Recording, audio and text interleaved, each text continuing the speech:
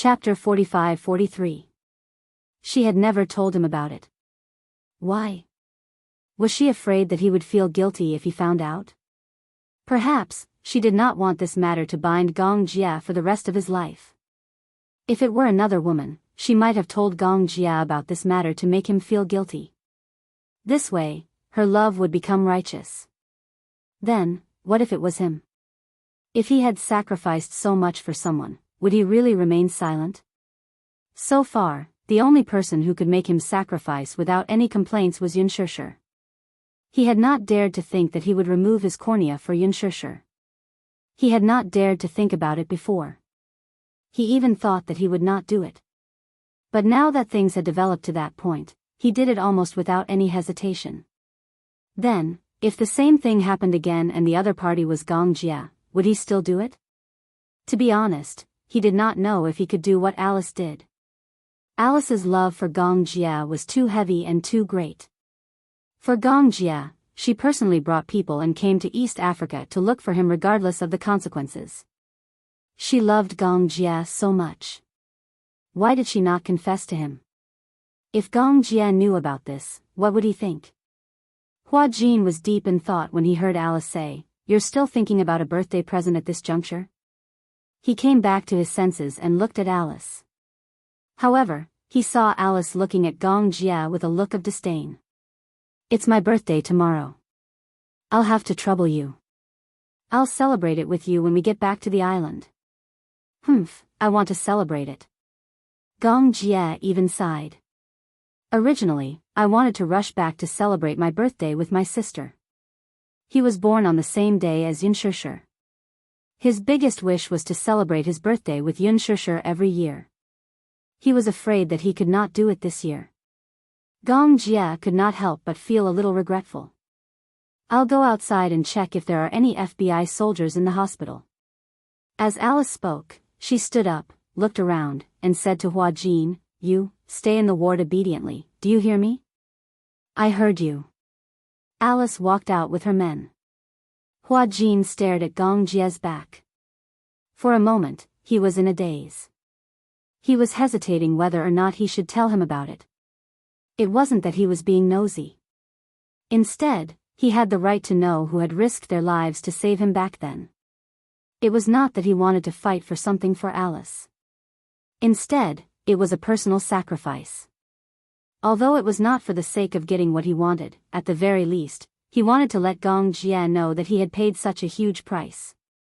This was the right of Gong Jia. It was also Alice's duty. Similarly, there was one more thing he wanted to confirm. Hua Jin suddenly plucked up his courage, walked in front of Gong Jia, and sat down opposite him.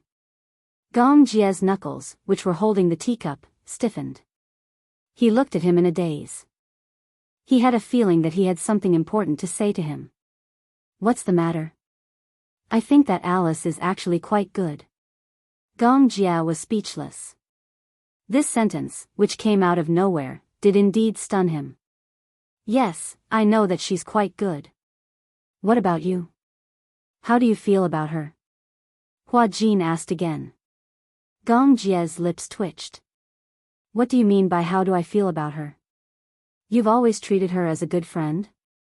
Gong Jia pondered for a moment and then said seriously, "Rather than calling her a friend, it's better to call her a comrade." "Comrade? Revolutionary friendship?" Chapter 45-44.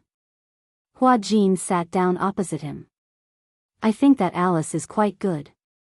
Gong Jia looked at him suspiciously. He didn't understand why he was suddenly telling him this.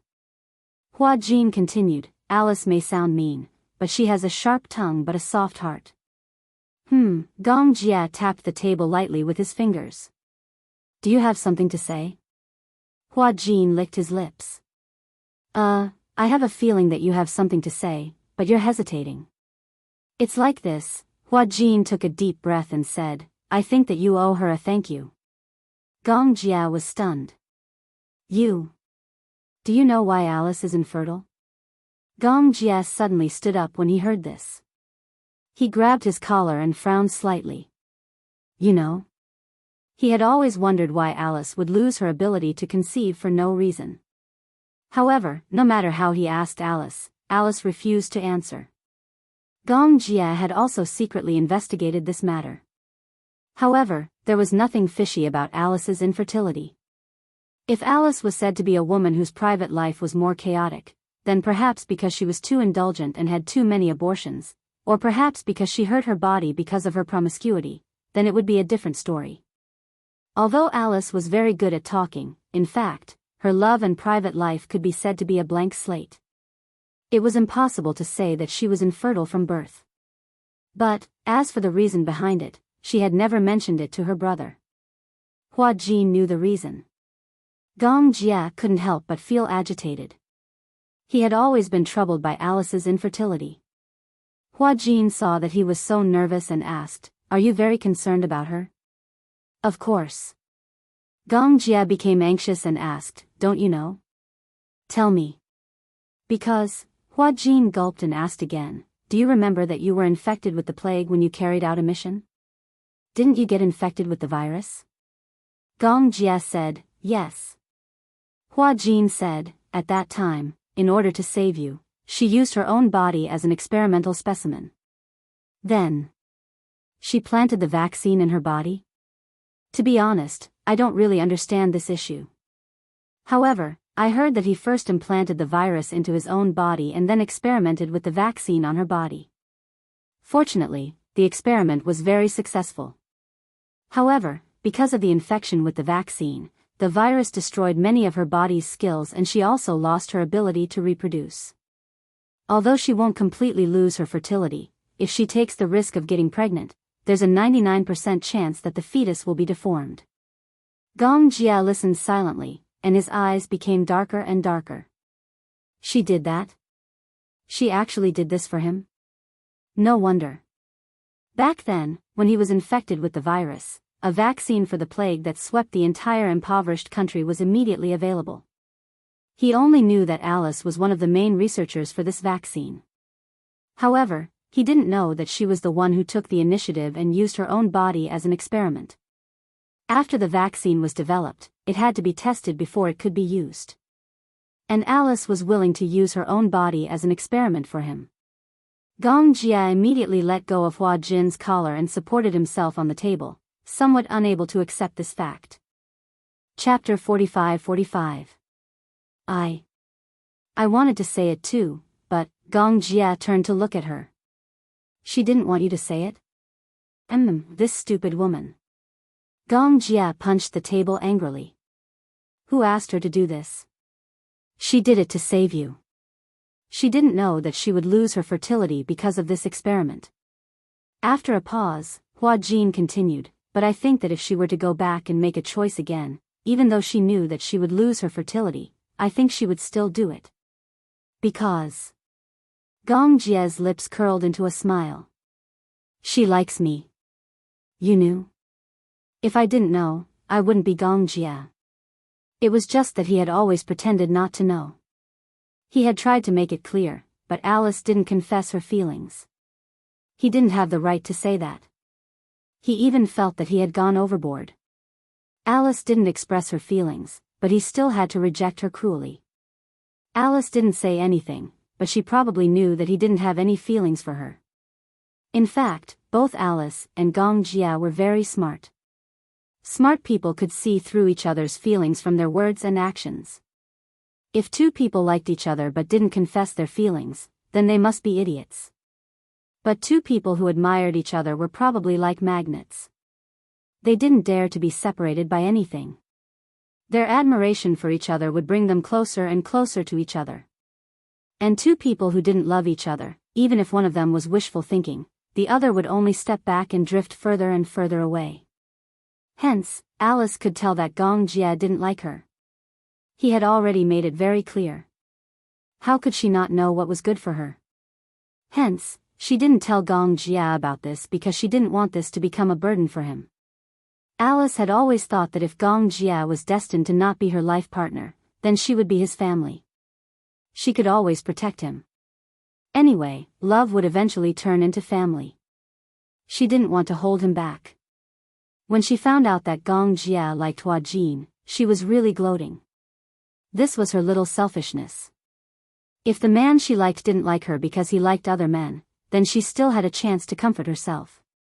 Gong Jia sat down at the table with a serious expression.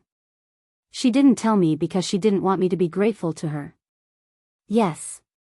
Hua Jin rested his chin on his hand. She doesn't want you to know, but I feel that she has the responsibility to tell you, and you have the right to know, don't you think? Thank you. After learning the truth from him, Gong Jia finally breathed a sigh of relief. When Alice finished patrolling the corridor outside the ward and returned to the room, she saw only Gong Jia in the room. She was surprised. Where is he? Where did he go? Gong Jia raised his head and looked at her deeply. Come here. Alice walked over with some hesitation. The corners of her lips twitched. Especially when she saw Gong Jia's serious expression, she felt even more uncomfortable. You. What's wrong? Gong Jia stood up and came close to her.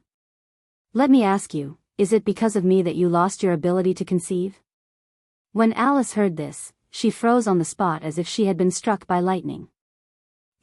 I know everything. If Hua Jin didn't tell me about this, how long did you intend to keep it from me? Chapter 45-46. Alice didn't sound angry. Instead, she sounded powerless and helpless. She had been betrayed by Hua Jin despite trying so hard. She really didn't want Gong Jia to know about this matter. After all, this was a one-sided decision that she had made. Gong Jia wasn't responsible for it. Shouldn't I know the cause and effect of this matter? Gong Jia didn't think much of it. Why did you do that? I don't know. I just did it subconsciously. Alice said, at that time, it was also a spur of the moment. So, I want to hear the truth. Because, Alice shrugged and said in a very relaxed tone, because I like you. I like you so much that as long as you're alive, I'm willing to pay any price. She was such a simple-minded person. Liking someone probably meant that she wanted him to be good. Actually, this wasn't selflessness. It was just purely, she wanted him to be good. That was all. Alice hurriedly said, I didn't mean to hide it from you. I just didn't want to burden you and make you feel guilty because of this matter. Gong Jia said angrily, do you think I'm worried about you? Or do you think I'll blame myself and feel guilty towards you because of this matter? You won't? Of course not. Alice actually heaved a sigh of relief. That's good then. It's not a big deal anyway. She was finally able to put down the huge rock in her heart. She was really relieved to hear that from her brother. Gong Jia looked at her relieved expression and, for some reason, felt tears welling up in his eyes. Earlier on, he had just said those words out of anger.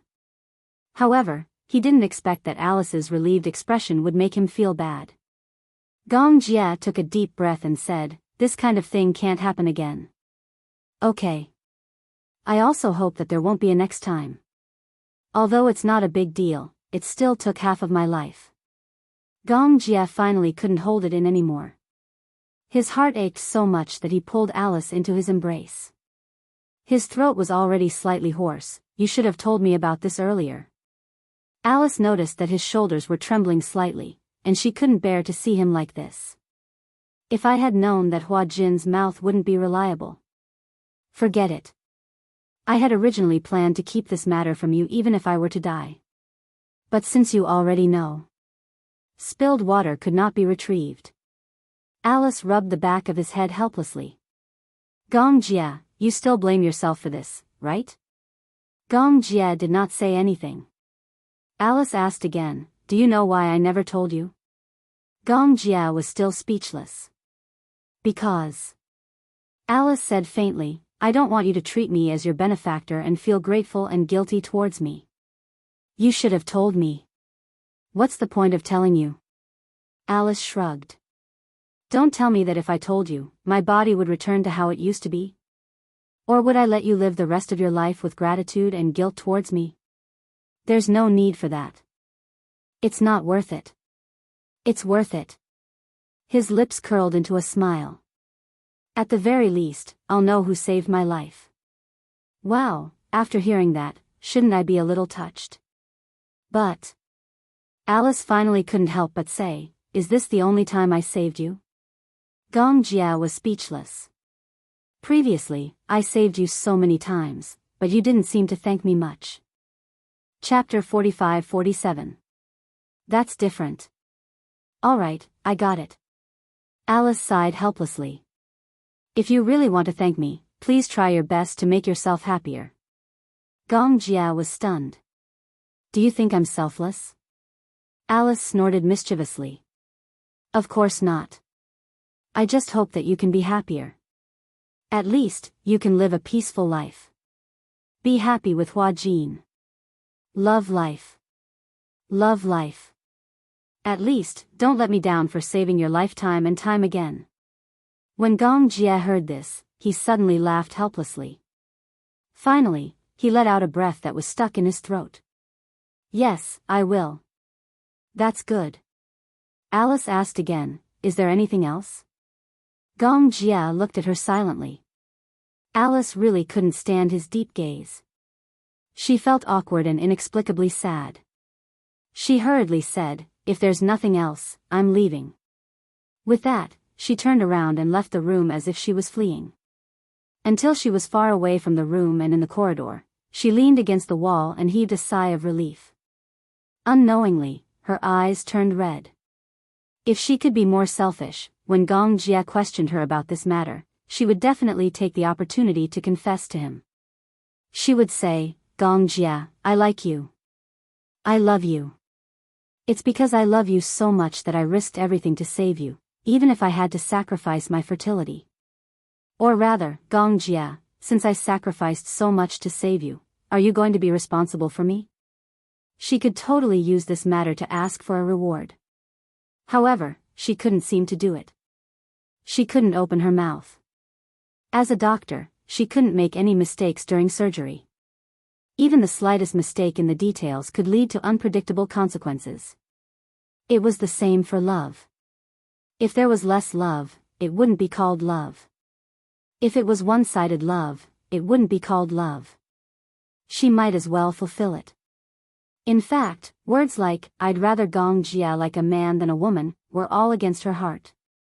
They were just said for Hua Jin to hear. But in reality, she knew better than anyone that Gong Jia liked Hua Jin only because Hua Jin happened to be a man. He did not only like men. She couldn't possibly ask Gong Jia to reciprocate her love just because she had sacrificed so much. Being good to a person is voluntary. Similarly, loving a person is voluntary. However, just now, when she said, I really love you, he almost said it out loud. Alice tightly covered her mouth. For the first time in her life, the urge to cry overcame her reason, and tears suddenly gushed out of her eyes. Hua Jin happened to pass by and vaguely saw Alice leaning against the wall, covering her mouth and biting her knuckles as if she was crying. He walked over worriedly, but when he got closer, he realized that Alice was really crying. What's wrong? Hearing Hua Jin's voice, Alice raised her head and glared at him fiercely. She sobbed and said, Hua Jin, you betrayed me. Huh? Why did you tell Gong Jia about that? Alice said angrily, Gong Jia knew about this and came looking for me. I was the one who told him. Hua Jin had a matter-of-fact look on his face. I think he should know about this. He has the right to know. Why can't you tell him? Traitor. Alice was angry when she saw him. Chapter 45-48. Hua Jin said, you can say whatever you want. Anyway, I think Gong Jia has the right to know about this.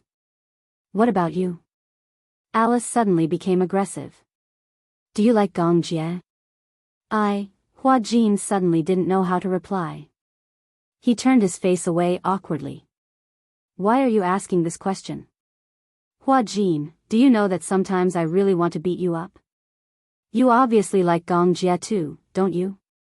Hua Jin immediately retorted, when did I?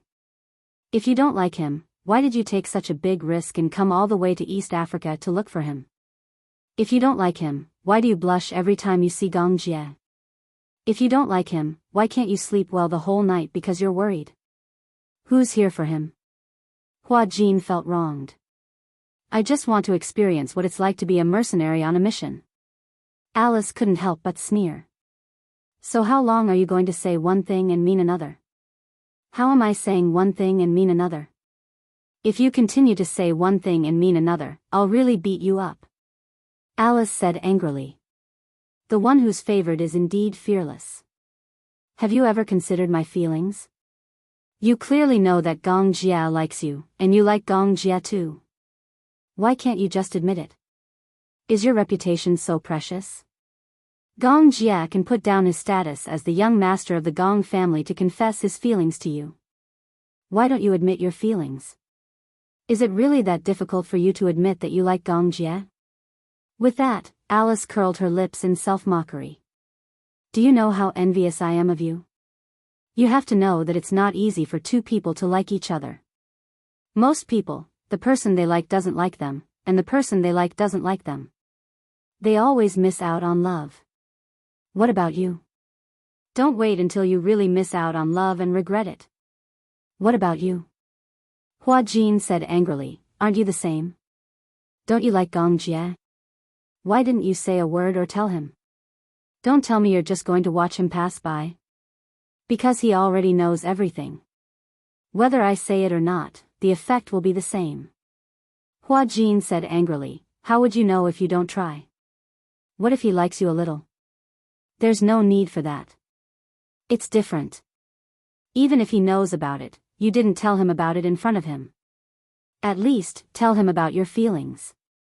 Alice suddenly turned her head and looked at him with tears in her eyes. You want me to confess in front of him and be rejected once? That's not what I meant, or do you want me to beg for his mercy in front of him? Hua Jin was at a loss for words. I didn't. Alice almost exhausted all her strength. It's not a big deal. As long as you work hard, it will be useful. If she didn't like him, she didn't like him. If she didn't love him, she didn't love him. Although no matter what, one had to try their best and struggle a little to know whether there was hope or not, Chu Yunsheng was still in a daze. But this was the only thing that Alice didn't want to struggle with. Her greatest gentleness was not to disturb or force him. Chapter 45-49. Hua Jin looked at Alice in a daze and was silent for a long time. Alice asked, life is so short. Isn't it a blissful thing to be able to be with someone you like and who likes you back? At the hospital. Yun Shishir sat on the balcony. After drying the clothes, she leaned against the balcony in a daze. Mu Yaja walked over and hugged her waist from behind, gently resting his head on her shoulder. What's wrong? What's on your mind? I'm thinking, when will the vaccine be available? Mu Yaja couldn't help but laugh. It's not like you're just thinking about it. The vaccine will be available for clinical use tomorrow. But I'm still praying silently in my heart. Who are you praying to? Jesus? Or Buddha? Mu Yaja paused and said, as the saying goes, if you're sincere, it'll happen. If you're not sincere, how can God hear your prayers? Mu Yaja gently stroked her hair. All right, don't think so much. I'm worried, just like you. But worrying is useless. Yun Shishir was still absent-minded. Mu Yaja kissed her cheek and hugged her gently. Tomorrow is your birthday. Ah, Yun Shishir finally reacted. My birthday? You were so busy taking care of the little guys that you forgot about your birthday? Yun Shishir said, how can I be in the mood to celebrate my birthday at this critical juncture? We still have to celebrate your birthday. We don't want to build our happiness on Xiao Yichen's suffering.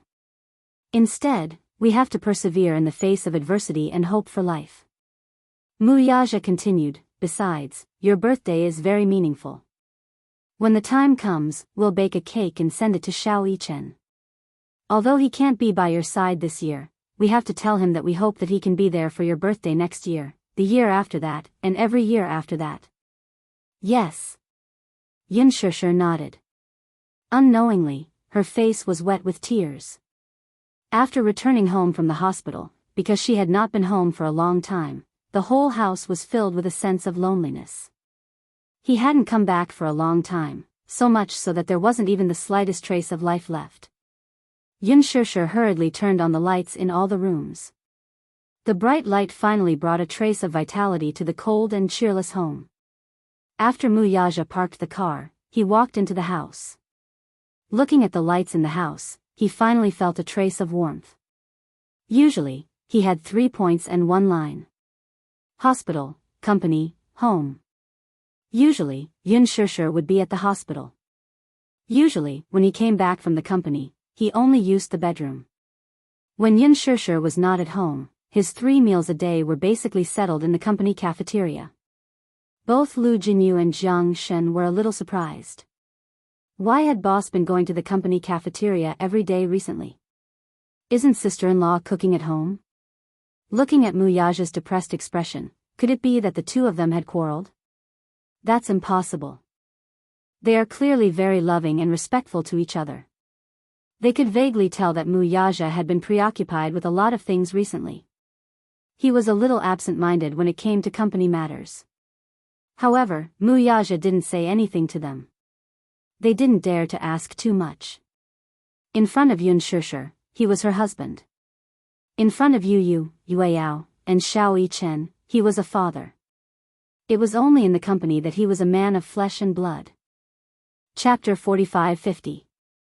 He was also afraid. Guilt seemed to be the last straw, and it was about to crush him. When he thought back to Xiao Yichen's childhood, he realized that he was not a good father. He did not care for others, nor did he love others.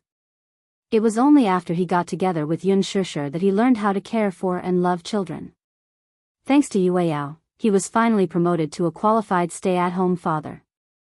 As for Xiao Yichen's childhood, he could no longer make up for it. Xiao Yichen was very strong-willed. He was never willing to say anything, but it could be seen that Xiao Yichen was very envious of both Yu and Yue Yao. It was the kind of envy that came from deep within his bones. However, he had always been so sensible. He was so sensible that it made one's heart ache.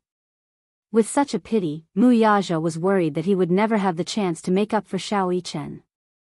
At night, negative emotions came and went as one wished. He had not had a good night's sleep for a long time. Now that he was home, he finally felt a trace of the warmth of home. It more or less dispelled some of the loneliness in his heart. He sat on the sofa and looked in the direction of the living room. He listened to the sound of Yun Shusher beating eggs and mixing flour.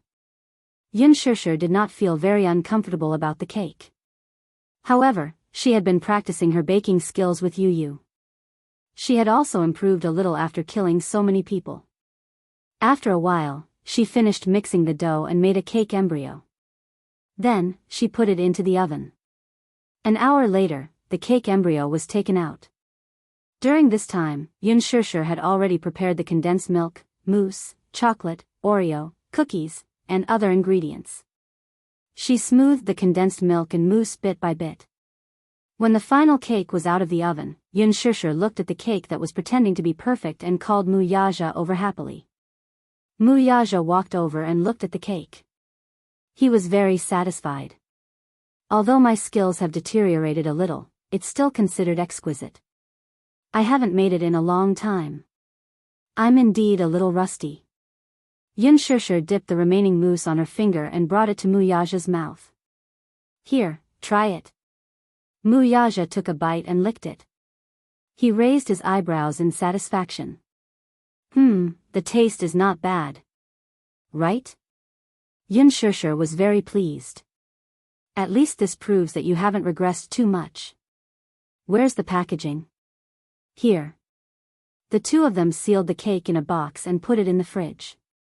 At night, he would not go to the hospital. Gu Jinglian and Chu Ho stayed behind to take care of her, while Yun Shusher and Mu Yaja came back to rest for a while. The two families reached an agreement. Taking turns to keep watch at night, this way, the pressure on the various families would lessen. Although people could rest in the hospital, they were provided with foldable single beds, which were not comfortable to sleep on. If they did not sleep well, it would affect their condition in all aspects. This was especially true during company meetings. There were several times when Mu Yaja dozed off in front of several employees. Lu Jinyu and Jiang Shen were dumbfounded. When they got home, they took a comfortable hot bath. The two of them hugged each other and lay on the bed, feeling extremely comfortable. After so many days of stressful life, they finally relaxed a little at this moment. Yun Shishir lay on Mu Yaja's chest and asked worriedly, "Will Xiao Yichen really be safe?" Mu Yaja opened his eyes. Actually, he was not sure about this, but, "I believe that my son is blessed by the heavens. He will definitely be fine." Chapter 45-51. As she spoke, Yun Shishir laughed self-deprecatingly. People only realize how precious that person is when they are on the verge of losing them. Thinking back, Xiao Yichen has always been very sensible. That day when he was critically ill, I was waiting outside the door and kept thinking about it. I feel like I owe him too much. In the future, there will be plenty of opportunities to make it up to him. I'm just afraid that there won't be any more opportunities. Don't say such things that destroy the morale of our own people. Mu Yaja paused for a moment and immediately comforted her. The vaccine has already been developed. Don't think too much. Don't let your imagination run wild. Go to bed early. Okay. Yun Shishir closed her eyes and lay on his chest. It was rare for her to sleep so peacefully. The next day, the sun was shining brightly. The gloomy weather for a few days finally came to an end. The sun was shining brightly and the weather was good. Yun Shishir woke up and drew the curtains. Receiving such warm sunlight, the gloominess in her heart finally dissipated a little. Yun Shishir woke up early in the morning and was busy in the kitchen. Besides the cake, she also had to prepare some dishes. Mu Yaja applied for leave and brought the cake to the hospital with Yun Shishir. Gu Jinglian and Chu Ho were a little confused when they saw that they came with a cake. Whose birthday is it? Yu Yu immediately said, "Mommy's birthday." I remember. Yueyao was also beaming with joy.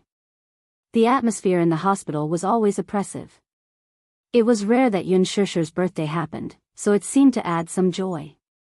Since we're in the hospital this year, we won't hold a grand birthday party. Yun Shishir placed the cake on the table and placed the dishes one by one on the table. Chu Ho was very happy. It would be even better if there was wine. Let's drink a few glasses. Mu Yaja raised his eyebrows. There is. He took out a bottle of champagne from his handbag and even brought a wine glass with him. Even if they were in the hospital, the ceremony of a birthday celebration could not be lacking. Yueyao lay on the table, drooling as she stared at the cake.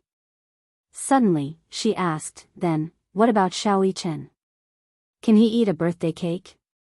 Cut him a slice first, and when we're done eating, send this slice of cake to the quarantine zone." Oh. Yueyao's eyelashes drooped in disappointment. Yun Shishir immediately guessed what he was thinking. He squatted down and gently scratched her nose. "Yueyao, that won't do. If the cake is sent in, we can't eat it. The quarantine area is a sterile area. There are a lot of bacteria outside, so my brother can't come out to celebrate his birthday with us." Yueyao said, "Then I'll eat less and leave more for my brother." "Yueyao, be good. You don't have to keep it. The cake is very big. I can't eat too much now. Otherwise, I won't be able to do it if I vomit it out." If he vomited, the blood would flow back into the trachea, which could easily endanger his life. Therefore, he had to rely on liquid food for now. He could only eat a little of the cake. A few mouthfuls would be bad enough. Yueyao nodded sensibly. "Then I'll wish Mommy a happy birthday on behalf of my brother." Yun Shishir was so touched that she kissed her.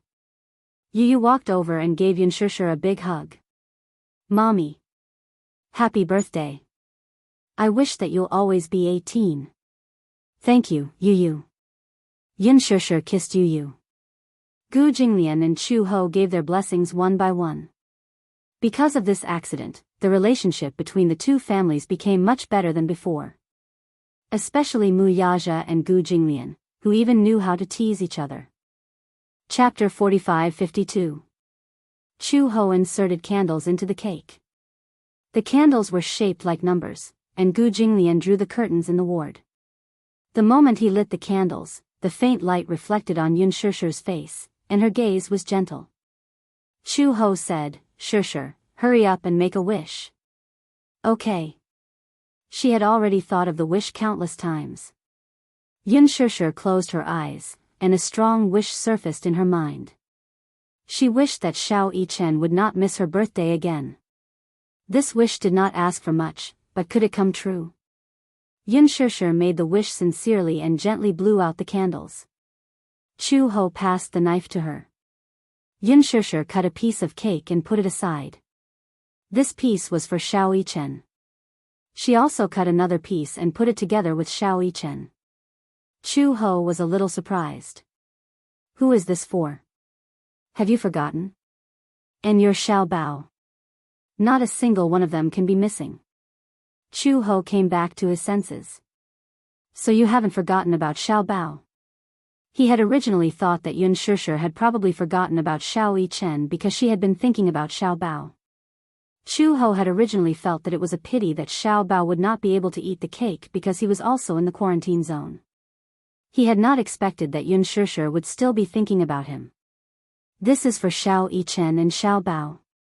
Later, after we finish eating, we'll send the cake to them." "Okay. We can't forget about them." After dividing the cake evenly, Yu took a portion for Yueyao and another for Jing Yang. The little guy was eating with relish. Although cake was not a rare thing, and the little lads had been living in good conditions since they were young, they were sick of eating all kinds of cakes. However, in such an environment, staying in the hospital for so many years, they had to eat nutritious meals. It was rare to have cake in such a boring diet, so it was considered a novelty. Yu even felt that this cake was the best thing he had ever eaten in the world. Yu raised the cake and asked, "Mommy, did you make this cake?" "Yes." "Wow." Yu looked at her with admiration. "This cake is probably the best thing I've eaten since I came to this world." Yun Shishir, Mu Yaja could not help but say, "Is it? I feel that my cooking skills haven't changed. You've been eating nutritious meals in the hospital all this time. It's a rare occasion you get to eat cake, so you think it's delicious."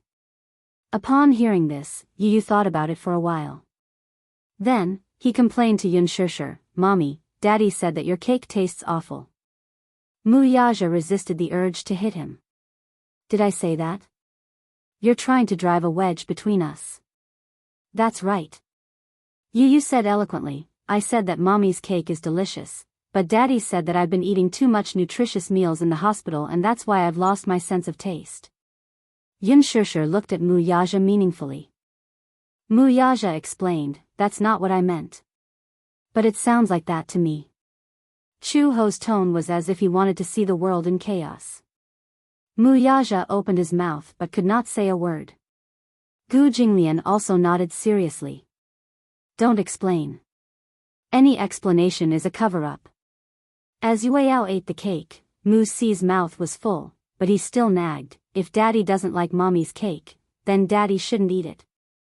Chapter 45-53. Yueyao was not angry. Instead, she enjoyed Mu Yaja feeding her personally. Yu was amused by Yueyao. It's best that Daddy doesn't eat. This way, Yueyao can eat more, right?" Yueyao finished a piece of cake in the blink of an eye. Then, she turned to look at Mu Yaja and opened her mouth wide again. Everyone couldn't help but think of a baby bird waiting to be fed. They straightened their necks and opened their mouths wide, waiting for their mother to feed them. Mu Yaja patiently fed her a small piece of cake. Delicious, Yueyao happily swayed her head from side to side as she ate the delicious cake. When everyone saw this, they couldn't help but smile. Gu Jinglian's eyes were fixed on her. Chu Ho saw him staring blankly and couldn't help but nudge him on the shoulder. "Why are you staring at someone else's daughter?" Mu Yaja was shocked when he heard this. He quickly shielded his precious Yueyao and looked at Gu Jinglian warily. "What are you doing?"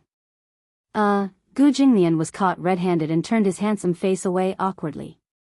Chu Ho laughed. I think someone is envious. Envious of having a little princess. Yun Shishir was surprised. Hey, didn't you have twins? Jinglian, where's your Qianqian? At the mention of Qianqian, Gu Jinglian's usually arrogant face was filled with disappointment. Chu Ho laughed even harder when he heard this. Qianqian is not close to him. Not close? Yun Shishir looked at Gu Jinglian, who was secretly sulking, in surprise. She then turned to look at the father and daughter, who were snuggling happily in Mu Yaja's arms. She could not believe it. This daughter must be the closest to her father. As soon as she said this, the atmosphere in Gu Jinglian's corner became even gloomier. He took a bite of the cake and said nothing. Chu Ho said helplessly, logically speaking, that's what they said. However, Qianqian has also grown up a lot. She can call her mother, brother, and Uncle Fu. She can recognize everyone except for Jing Lian. She cries for me to carry her as if Jing Lian is a demon king. Yun Shishir's mouth twitched when she heard that. Wasn't that right? Wasn't Gu Jinglian the great demon king himself? Could it be that his killing intent was too strong? After all, in the past, a simple stomp of the Gu family's feet could cause a bloodbath. Gu Jinglian was ruthless. It was said that the more powerful a person was, the more murderous he would be. Children, on the other hand, were very intelligent. Normally, when they saw someone with a strong murderous aura, they would cry out of instinct. No wonder Qianqian was no longer close to Gu Jinglian. Yun Shishir only comforted her, Jinglian, it's okay. The child is still young. When he grows up, he'll naturally be closer to you. Gu Jinglian didn't know if he should nod or sigh. He asked, was Yueyao close to his father since he was young? That's different. How is it different? Yueyao was taken care of by Yaja since he was young. At that time, I was not in good health after giving birth and he couldn't bear for me to tire myself out. He did everything personally for Yueyao, including breastfeeding him. When Gu Jinglian heard this, he said indignantly, haven't I done enough personally? Chu Ho said, did you take care of the two little guys as well as I did? I cried whenever I got close to them. I couldn't help it. This means that they're afraid of you. Haha. There's no choice. Your daughter isn't close to you. Gu Jinglian was furious. That might not be the case when she grows up. Maybe when she grows up, she'll still be close to me. Just like Yueyao, she's closest to her father. Chapter 45-54. Yu proudly hugged Yueyao's shoulders. I'm the one closest to Yueyao. Yueyao likes me the most, right? Yueyao's innocent eyes darted around, and she immediately slapped her face. No. Yu was speechless. Everyone laughed. Ha ha ha ha. Yu felt a little wronged. She reached out and pinched Yueyao's face. She was angry at her heartlessness, but she couldn't bear to hit her too hard. She only asked eagerly, didn't you say that you like Big Brother the most? Not anymore. As Yueyao spoke, she looked at Jing Yang and said in a childish voice, I like Big Brother Yang the most now. Yu looked at Jing Yang resentfully. Indeed. During her stay in the hospital, Yueyao and Jing Yang's relationship was the best. It was so good that it angered both humans and gods. He had been jealous more than once, but because of Xiao Yichen, he had been very worried and neglected to take care of Yueyao. Because Big Brother Yang plays with me. Yueyao said, I like to play with Big Brother Yang the most. Feeling the sharp stab in his back from Yu's angry glare, Jing Yang was so scared that he buried his head and ate the cake.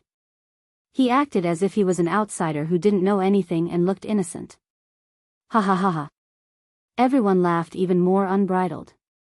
No matter who it was, even Yun Shishir, it was rare to see Yu get snubbed like this. Moreover, it was at the hands of Yueyao. However, even so, Yu still couldn't bear to be angry at Yueyao. She looked at Jing Yang with hostility, but when her gaze returned to the back of Yueyao's head, it was full of tenderness. He gently rubbed Yueyao's black hair and said dotingly, "Anyway, no matter who Yueyao likes the most, I will always dote on Yueyao the most.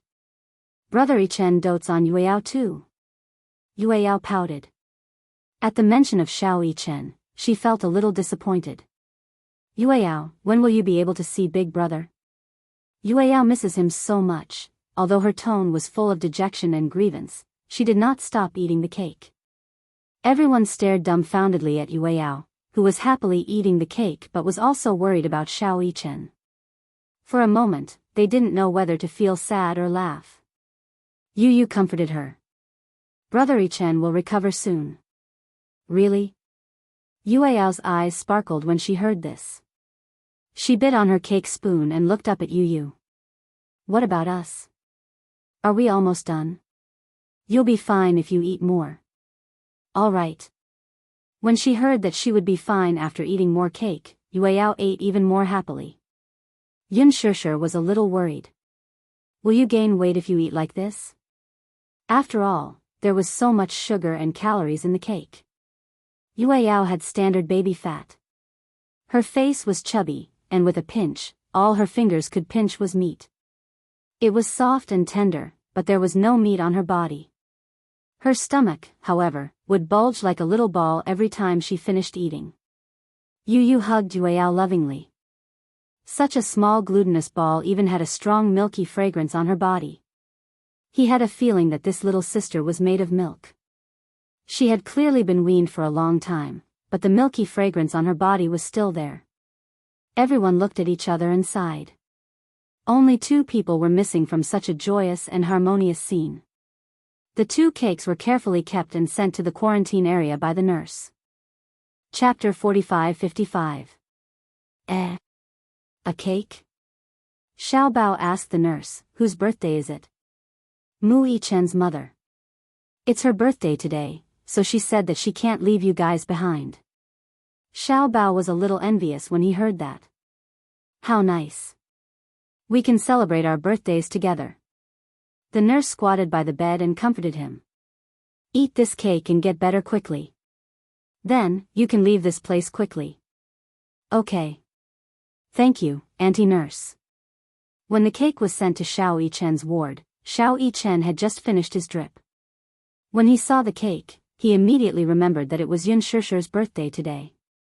He had been isolated all this time, so he didn't know that the date outside had changed. The concept of time had been deeply blurred because he was isolated from the world. It was a little regretful. He couldn't accompany his mommy and sing her a happy birthday song on her birthday this year. When will I recover? He was really tired of this place. Xiao Yichen was vexed. Back then, when he found out that his illness had worsened, he didn't think much of it. He felt that no matter what, he would be able to turn danger into safety. He was never afraid of death. It was also because of this courage that he didn't take the flu to heart. However, he didn't expect that because of this carelessness, he would become the one with the most serious illness. He had been on the verge of death several times. Until now, it was like a nightmare. He wasn't afraid of death. He was only afraid of separation. The nurse said, "Your mommy asked me to pass on a message to you." When Xiao Yichen heard that his mommy had something to tell him, he sat up excitedly. "What did mommy say to me?" She said, "I'll tell you after you finish eating the cake." Xiao Yichen pouted and said coquettishly, "Nurse, tell me first. Don't bargain with me. This is a cake that your mommy personally made." "Why? Don't you want to eat it? If you don't want to eat it, can you give it to me?" "No." Xiao Yichen protected the cake that Yun Shishir had personally made. "Anyway, you can't eat this cake. Don't threaten me." "All right, I'll eat it. Don't eat too much. It's too sweet. It won't be good if you spit it out." "Yes." Xiao Yichen obediently picked up the spoon and took a bite of the cake. The cake was sticky, sweet, and mousse, but she didn't feel sick of it at all. Just the right amount of sweetness. It was so delicious that he wolfed it down. "Eat slowly." The nurse's heart ached as she watched him eat the cake. She couldn't help but say, "Your mommy said she misses you a lot." Xiao Yichen paused for a moment, and a teardrop fell onto the dining table. He closed his mouth tightly, trying to hold it in, but failed. He carelessly wiped the corners of his eyes. In an instant, his eyes were wet. Because he rubbed them, they were red and swollen. Against his pale skin, it made people's hearts ache. "I miss mommy too. So, you have to pull yourself together. Your mommy made a wish today, and it must be for you." Wishes couldn't be spoken out loud, otherwise, they wouldn't come true. However, everyone knew who the main character of this wish was. Yun Shishir's wish must have been for Xiao Yichen. She hoped that he would get better soon. Xiao Yichen finished all the cake. Actually, he didn't like to eat sweets, but because it was Yun Shishir's birthday and she had personally made the cake, he decided to eat it. Chapter 45-56. At the same time. East Africa. Due to the war, it was extremely difficult to find the only remaining shop. However, Alice managed to find it. Next to the hospital, there was a very dilapidated dessert shop. There was also a display cabinet selling cakes. However, the conditions were limited. The surface of the cake inside looked like it was smeared with very cheap cream. There were many places that had not been smoothed, and the appearance was not exquisite enough. However, it was not easy for her to find this shop in such a remote corner beside the hospital. There was probably a market further away. However, due to the conditions in East Africa and the recent invasion of war, there were refugees everywhere. Many shops that were lucky enough to escape the war had been smashed and robbed by the refugees. A cake like this was not cheap. It actually cost dozens of US dollars. Due to the war, the country's currency had been devalued. Only US dollars were allowed to circulate in the market. Alice bought the cake back. When Hua Jin saw that she had bought the cake, he found it a little strange. "Where did you buy the cake from?" "A shop in a remote corner beside the hospital." A remote corner, he had already said that it was a remote corner, but she had still managed to find it. Alice paused and said, "Luckily, it's a remote corner, so it hasn't been robbed clean by the refugees. Many conspicuous shops beside the hospital have been robbed and closed. This place is remote, so it's still open." "Oh. It's Xiao Jie's birthday today. Have you prepared a gift?" Hua Jin frowned. "I have prepared it." "What gift?" "It's a secret." Hua Jin glanced at her coldly. "I can't tell you." "Why?" "It's not a gift for you." "Why are you so agitated?" When Alice heard this, she also asked for a snub and whistled. "Humph, it must be some shameful gift." With that, she carried the cake in. In the ward, Gong Jia was leaning against the window and drinking coffee. When he saw Alice carrying the cake in, his eyes widened in shock. Previously, Alice had told her that she was going to buy him a cake. Gong Jia was worried that she might be in danger. Alice even joked that she wasn't on the wanted list. She wasn't him, so why would she be in danger? Gong Jia did not think much of it. Although Alice wasn't on the wanted list, she was still a member of the Hurricanes. Even the FBI knew her. In addition, at this time, there were ruins everywhere. Why would they go to the ruins to find a cake shop? It was simply wishful thinking. He didn't expect that she would really buy the cake back. Unbelievable. This woman was simply omnipotent. Ever since you were young, you could lack anything on your birthday except for cake. Gong Jia was surprised and touched by Alice's kindness. It was so dangerous, but she still insisted on buying him a cake. Cake wasn't a tradition of the Gong family. It was just that after he was young, when he celebrated his birthday with his elder sister, the most important ceremony was to have a cake. Gong Jia was a very ritualistic person. Every birthday, Mu Qingqing would buy them a birthday cake. Although the cake was sometimes big and sometimes small and not enough for 3 people, it was essential to have a cake on a birthday. Chapter 45-57. When it was his birthday, Gong Jia was inexplicably unhappy when he saw that there was no cake. He kept feeling that something was missing. It was as if without the cake, he felt that the birthday was missing a little bit. Every time he saw the cake, he would think of Mu Qingsheng and Yun Shishir. In this way, even if it was his birthday alone, he wouldn't feel lonely. However, without the cake, he would feel that he was really alone on his birthday.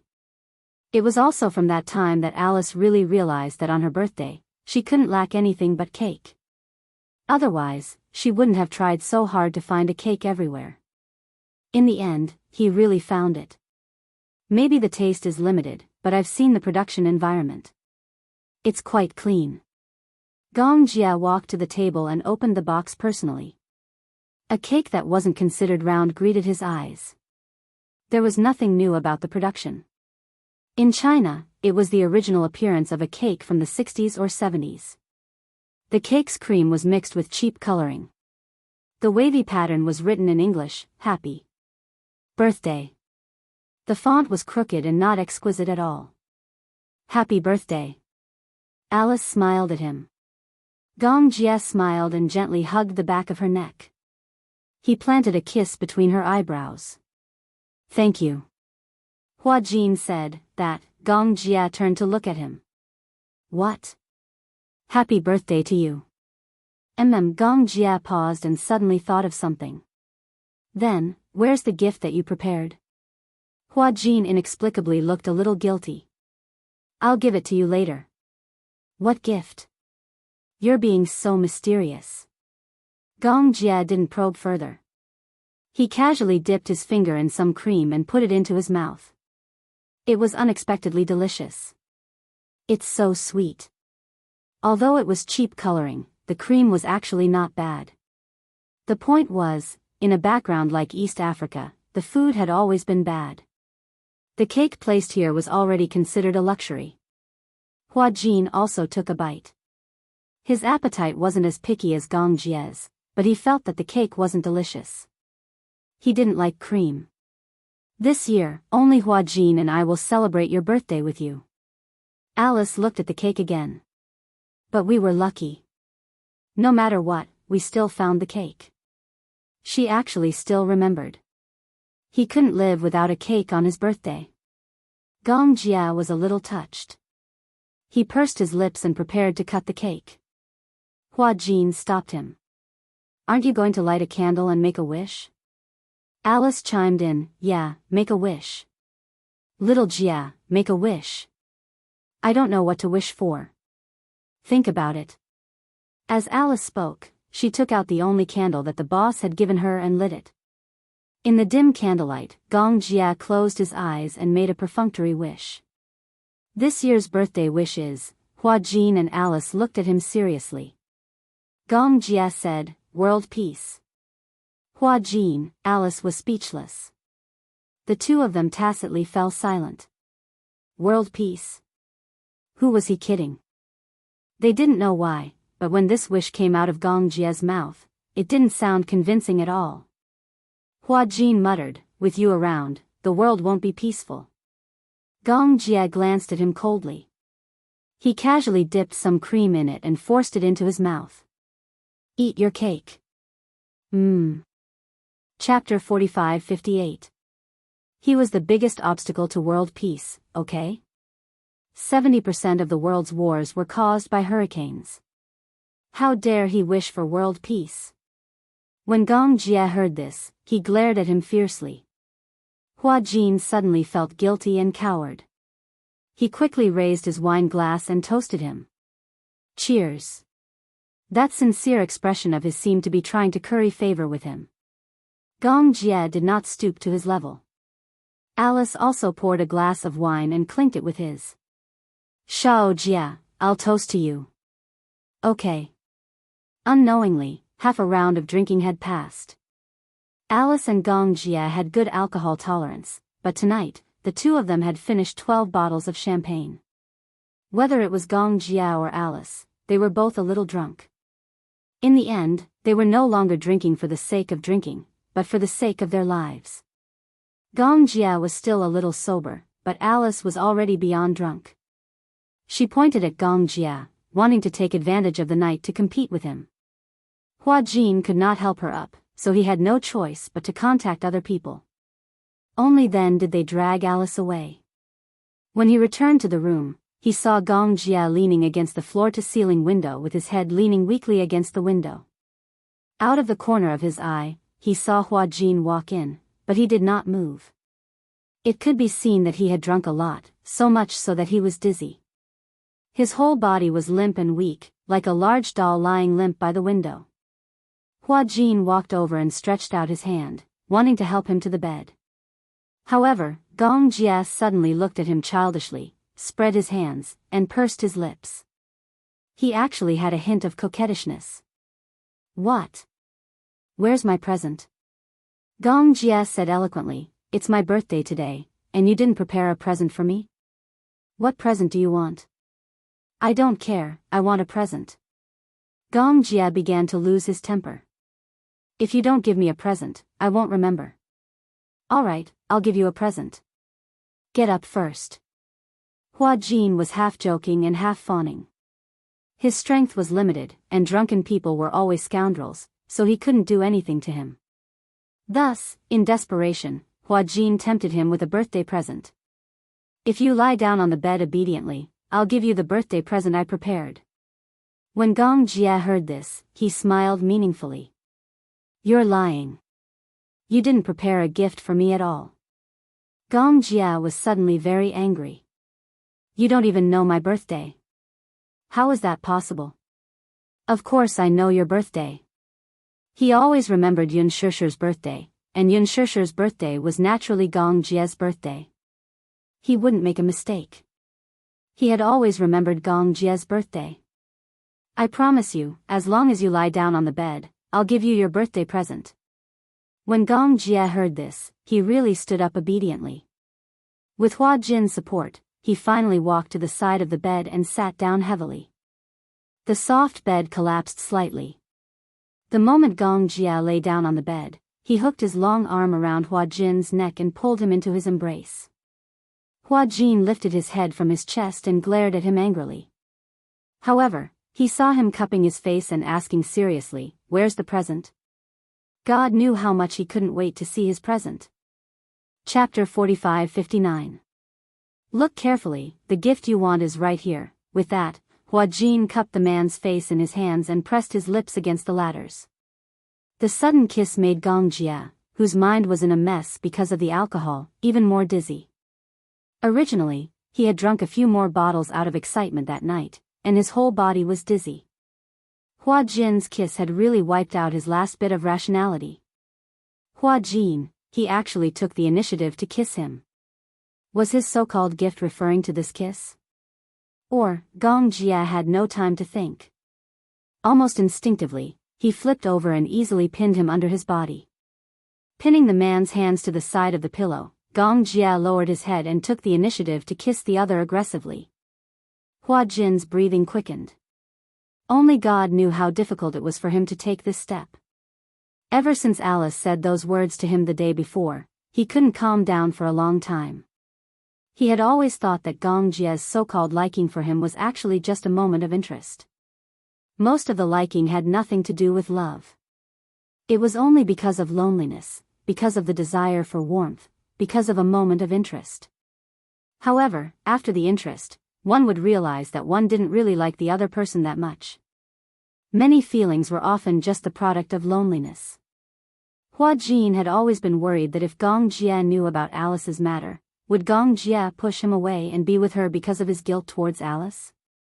However, due to a freak combination of factors, Gong Jia and Alice's attitudes the last time had already made it clear that their friendship would not change. Alice had also told him that it wasn't easy for two people to like each other. Therefore, he had to cherish it all the more. Hua Jin thought that this was why he had to take the initiative to take this step. Therefore, he used this kiss to express his determination. It was, he liked Gong Jia. He didn't want to deny it anymore. This feeling had already existed since the first time they played Dare, when their lips touched through a piece of tissue. His feelings for her were definitely not just a moment of interest. However, at that time, he didn't think much of this feeling. He didn't think it was out of love and affection, therefore, he suppressed himself again and again, but he didn't expect that unknowingly, he had already fallen deeply. Liking someone was something that couldn't be suppressed. Especially when the other party also liked him. The more he felt suppressed, the more painful it was. If Gong Jia didn't like him, it would be fine. However, Gong Jia also liked him. Since both of them liked each other, then, let's be together. Don't care about the uncertain future or whether they could walk to the end. Love was in the present. At the thought of this, Hua Jin gently hugged the back of Gong Jia's neck and responded to his kiss even more deeply. Unknowingly, half of the shirt on his body had already been taken off. Similarly, Hua Jin followed suit and removed the man's clothes. In the blink of an eye, Gong Jia's strong shoulders were exposed to the air. For some reason, Hua Jin was so nervous about what was going to happen next that his heart almost jumped out of his throat.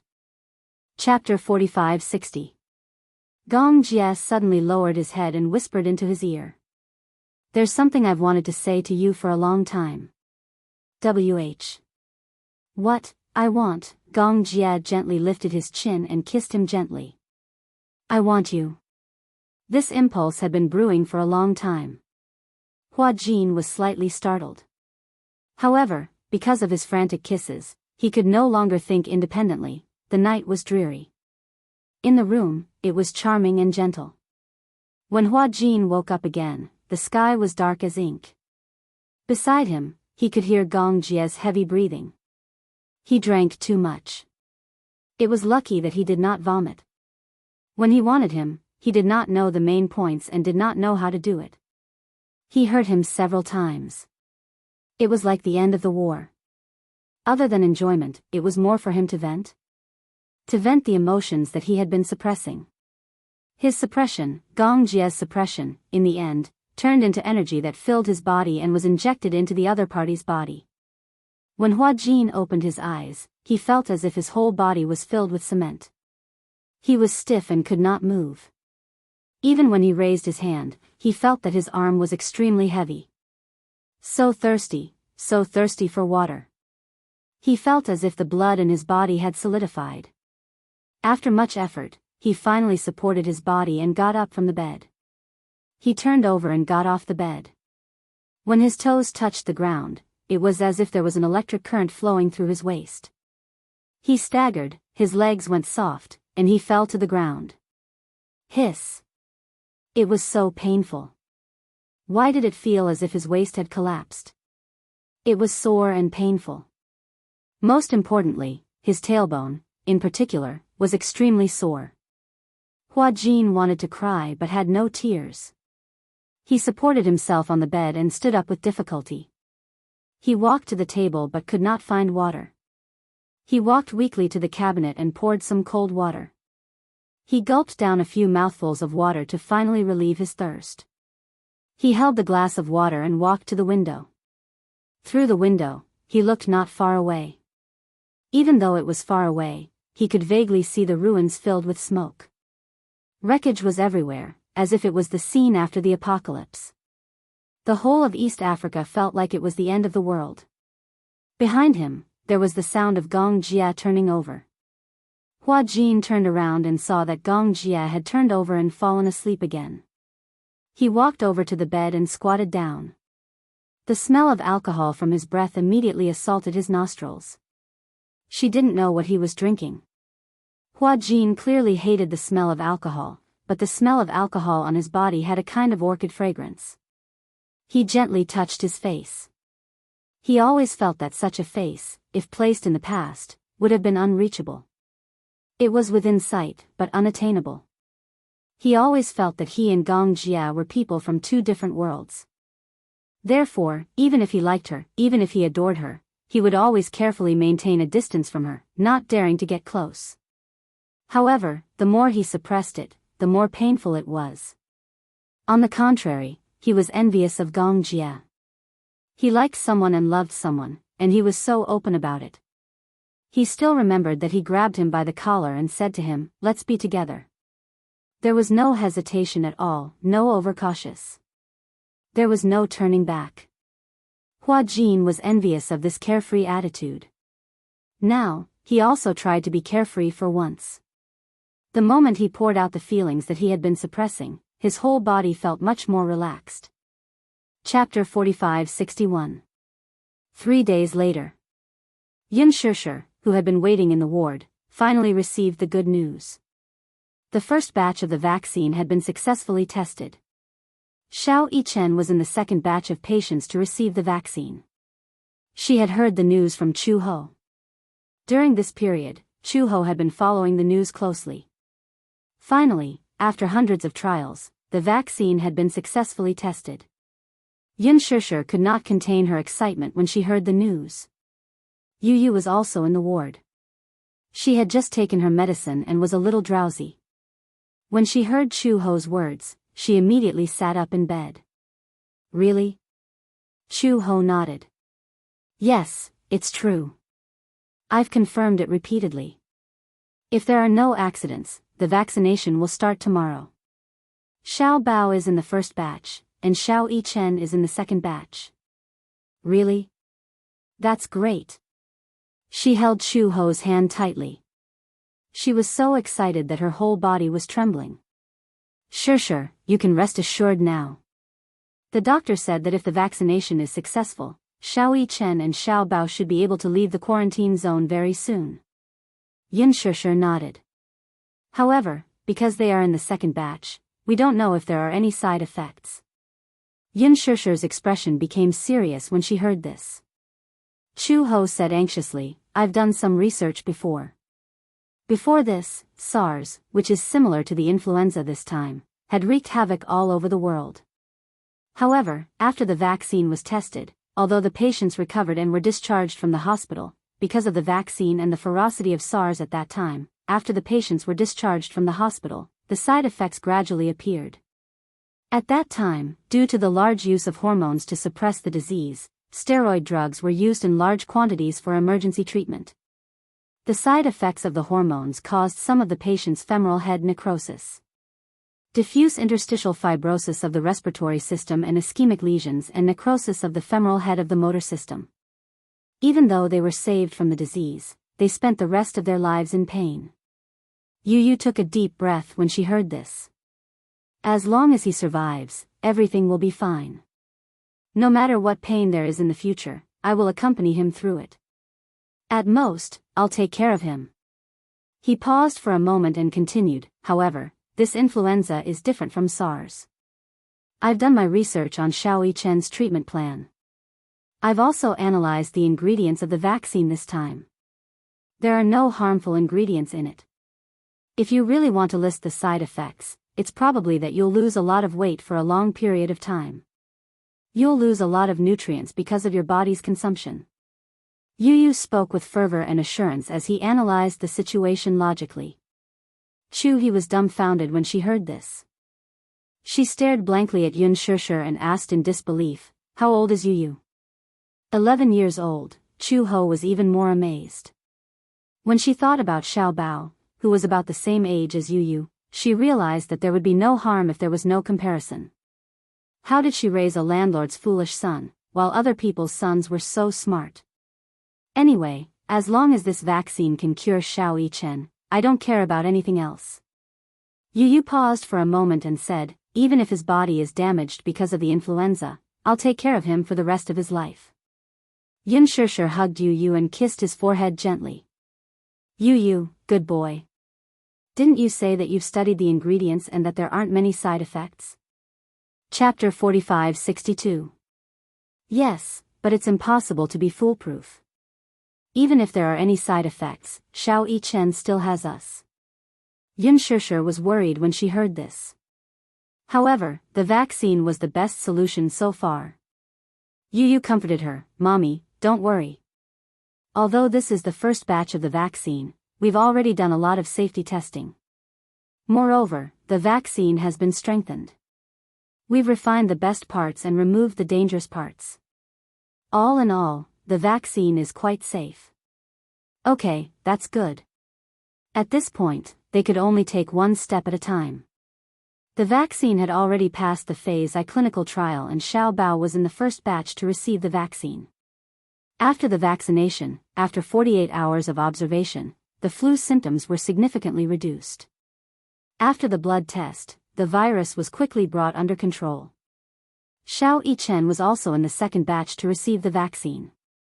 The surprising thing was that the vaccine seemed to have an amazing effect on Xiao Yichen. That night, his fever suddenly went down. From the blood test results, his symptoms were obviously recovering faster than the other patients in the same batch. Unbelievable. The doctors were all amazed. Xiao Yichen was really a miraculous child.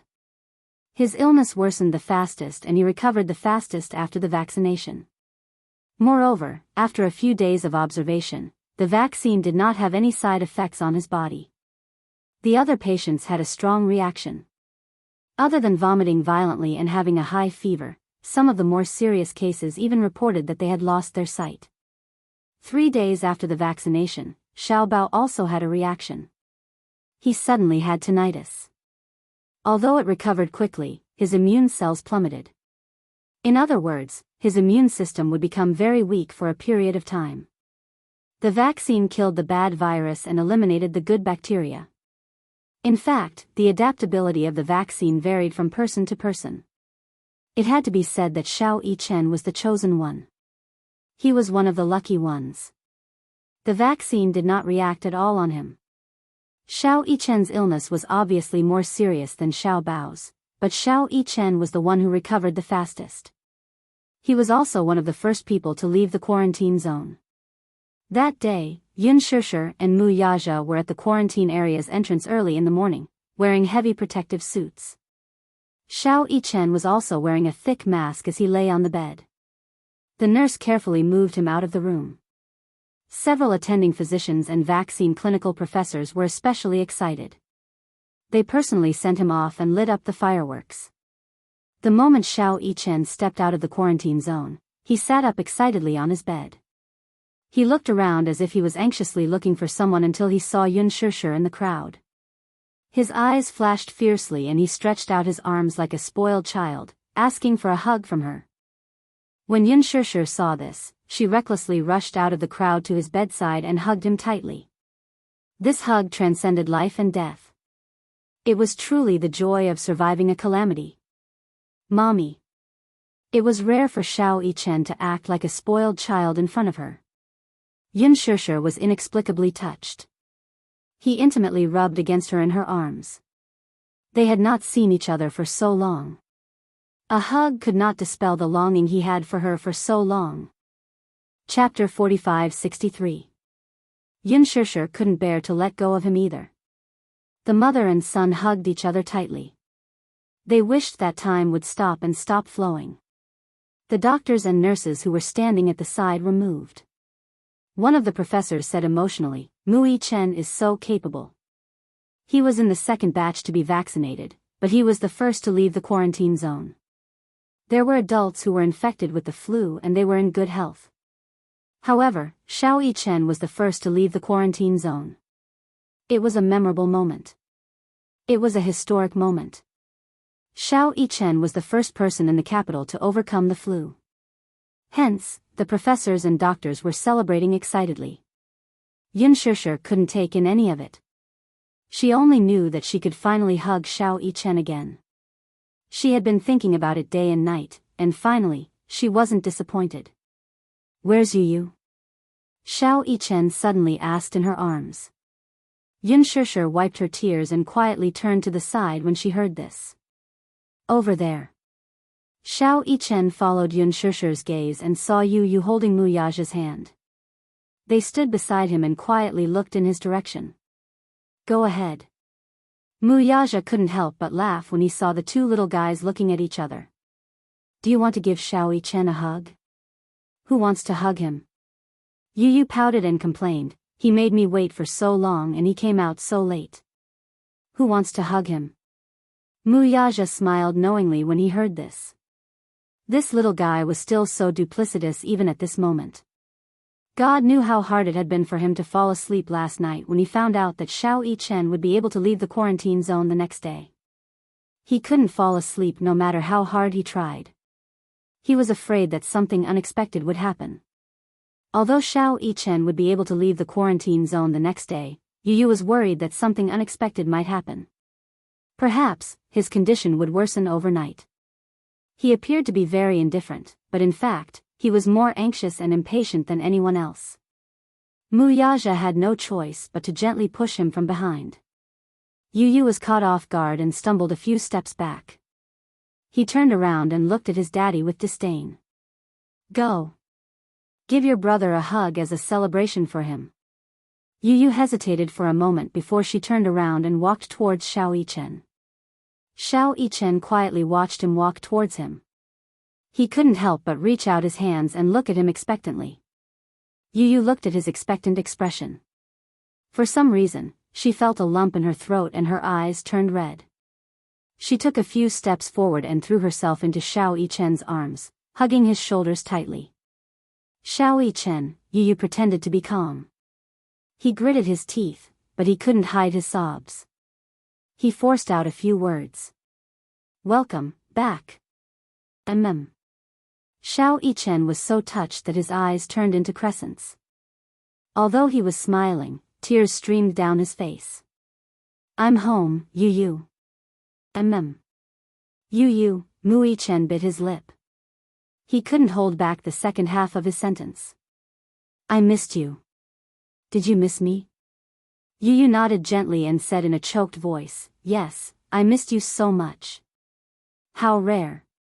Yun Shishir and Mu Yaja couldn't help but feel emotional. Yu Yu, who had always been arrogant, had finally said, I missed you. Chapter 45-64. Yun Shishir was so touched that she wiped away her tears. Because of this new lease on life, she thought that she would cherish the happiness of her family of 6 even more in the future. Wealth and power were another matter altogether. Only a healthy and safe life was the most important. Yu Yu and Mu Yichen hugged each other tightly. The two of them turned their heads at the same time and glanced at Yun Shishir and Mu Yaja. Mu Yaja and Yun Shishir walked over and hugged Xiao Yichen and Yu Yu gratefully. The four of them hugged each other tightly, and no one could bear to let go. In the ward, Yueyao held a bouquet of flowers and waited eagerly at the door. She woke up very early in the morning. Yun Shishir had already told her that Xiao Yichen would be returning to the ward this morning, and she would bring Yu Yu to welcome him. Yueyao wanted to go as well, but she was too young, and her immunity was not as high as an adult's. Although the vaccine had been developed, Yueyao still tried her best to avoid going near the quarantine zone with her physical fitness. Hence, under Yun Shishir's repeated coaxing, Yueyao obediently stayed in the ward and waited eagerly for Xiao Yichen's return. Suddenly, the sound of heavy footsteps came from outside the door. Yueyao's ears were sharp, and she immediately heard it. She walked to the door excitedly. If she were a little puppy now, her tail would be wagging excitedly. The door finally opened. Yueyao was about to go up to welcome him when she saw Chu Ho push the door open and walk in. When he saw Yueyao standing at the door like a puppy holding a bouquet of flowers, he was dumbfounded. Yueyao immediately wilted when she saw Chu Ho. What? I thought Brother Yichen was back. Chu Ho didn't know whether to laugh or cry. He walked over and picked Yueyao up. What's wrong, little Yueyao? Are you waiting for Xiao Yichen? Yes. Mommy said that Brother Yichen is coming back today. When Yueyao mentioned Xiao Yichen, her face flushed red. She was obviously very happy. Chu Ho lovingly scratched the bridge of her nose. Sometimes, the more he looked at Yueyao, the more he liked her. She thought that it would be great if Qianqian could be as cute as Yueyao when she grew up. Yueyao was quite likable. She was obviously raised like a little princess, but she didn't put on the airs of a princess. Don't worry, Xiao Yichen will be back soon. Just as they were talking, Yun Shishir and Mu Yaja's voices came from outside the door. Sensing that her daddy and mommy were back, Yueyao kicked her legs and said that she wanted to come down. Just as Chu Ho put her down, Mu Yaja pushed the door open. Yueyao hurriedly walked over with the flowers in her hands. Suddenly, she bumped into the operating table that had just been pushed open. With a plop, she fell on her butt on the ground. Yun Shishir was shocked when she saw this. Just as she was about to walk over and carry her, she saw Yueyao nimbly get up from the ground. She patted the dust off her butt and walked toward Xiao Yichen. Brother, Xiao Yichen was lying on the bed obediently. When he heard Yueyao's soft voice, he struggled to sit up.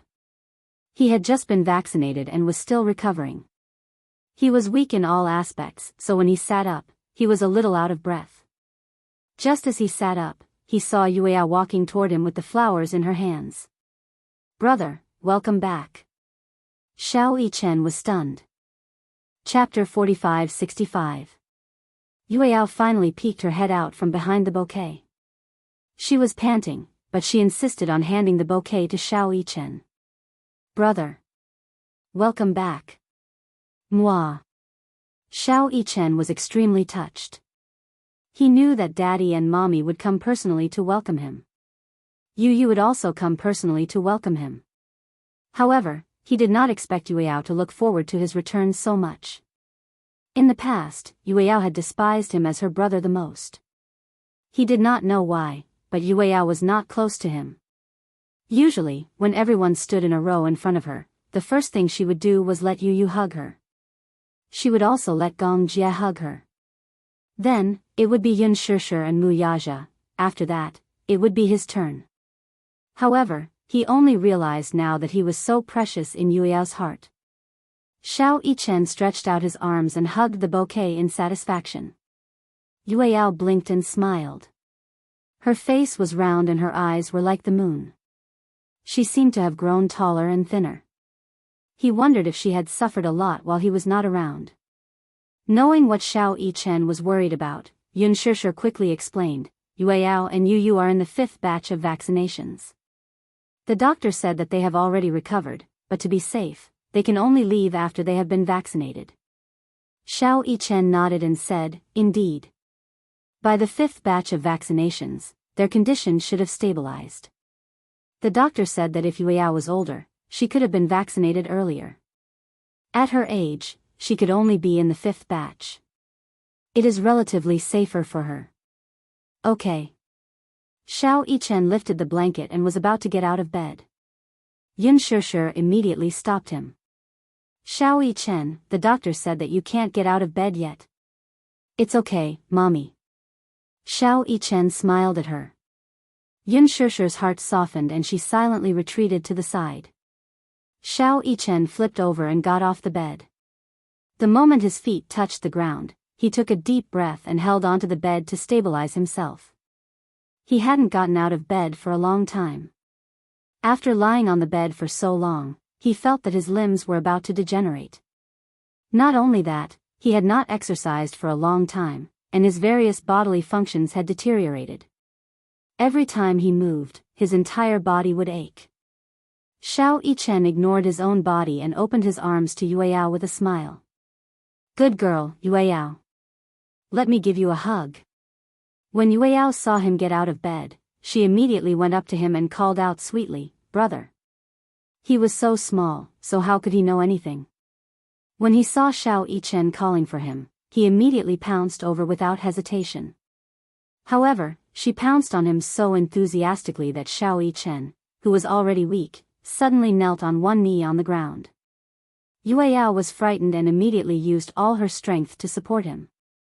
She held onto his arm and hugged his waist. She looked as though she was about to cry and looked at Yun Shishir. Mommy, what's going on? Brother seems to be. Xiao Yichen immediately tried to calm her down. It's okay. My legs are just a little weak. Yun Shishir looked at Mu Yaja worriedly. Mu Yaja walked over and helped him up. Is it because you haven't gotten out of bed for a long time?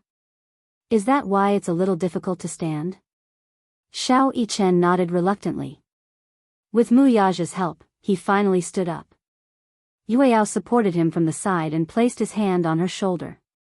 Brother, support me. I won't let you fall. Chapter 45-66. Yueyao hugged his shoulders. Even though it was a little strenuous, she still used all her strength to support his body. Yun Shishir walked over and couldn't help but scratch Yueyao's nose with heartache. Brother, are you heavy? Yueyao shook her head and said, "No." Jing Yang watched from the side. Ever since Xiao Yichen returned to the ward, he had been hesitant. After hesitating for a long time, he clenched his fists and finally mustered up his courage. He carefully walked forward and asked with a smile, "Brother Yichen, do you want me to help?" Xiao Yichen glanced at him from the corner of his eye and his face turned cold. "Go away." Jing Yang smiled. "Okay." He tactfully walked to the side and sat on the bed aggrievedly. Yun Shishir and Chu Ho looked at this scene in a daze. For some reason, they didn't know whether to laugh or cry. It was obvious that Jing Yang wanted to curry favor with Xiao Yichen. After all, he was Yueyao's brother. Especially since Xiao Yichen had finally returned from death's door and successfully received the vaccine, he naturally wanted to welcome him. In the end, Xiao Yichen especially disliked Jing Yang. He and Yueyao were so close that Xiao Yichen was most upset about it. Therefore, he was unwilling to pay attention to Jing Yang. As a senior siscon, he still hadn't forgotten that Yueyao had neglected him and Yu for Jing Yang. Yun Shishir didn't know whether to laugh or cry at Xiao Yichen's guarded look. Chu Ho whispered, "Why do I feel that it will be difficult for Yueyao to get married in the future?" Yun Shishir glanced at her and didn't react for a while. "Look, Yueyao has two brothers who dote on her so much and a father who dotes on her. Whoever wants to marry Yueyao in the future will have to conquer these three men. It's enough for him to suffer." After Chu Ho mentioned it, Yun Shishir also realized it. She sighed helplessly. "In our family, Yueyao is the most precious. I'm also worried that he won't be able to get married in the future. Yaja is still fine. When Yueyao was born, he was like a slave to his daughter. Now that I've brainwashed him, he's much better. However, those two guys, Yu and Xiao Yichen, won't let Yueyao suffer in the future. Yes. I really don't know if this is a good thing or a bad thing." Yun Shishir shook her head. "It can't be anything good. When he grows Yueyao Yichen, he will definitely have a family's family. If he does, Xiao Yichen and Yueyao Yichen will definitely not get along with their brother-in-law. On top of that, Yaja is such a difficult father-in-law." For some reason, after hearing Yun Shishir's words, Chu Ho suddenly sympathized with Yueyao's future husband. He's still young. When he grows up, perhaps it will be better. Yun Shishir shook her head. "No, the older he grows, the deeper the bond between the three children will be. Actually, everyone has always felt that Yueyao Yichen and Yu is too dependent on Xiao Yichen and Yu. But in reality, Xiao Yichen and Yu are too dependent on Yueyao. Yueyao Yichen has a special meaning to them." "A special meaning?"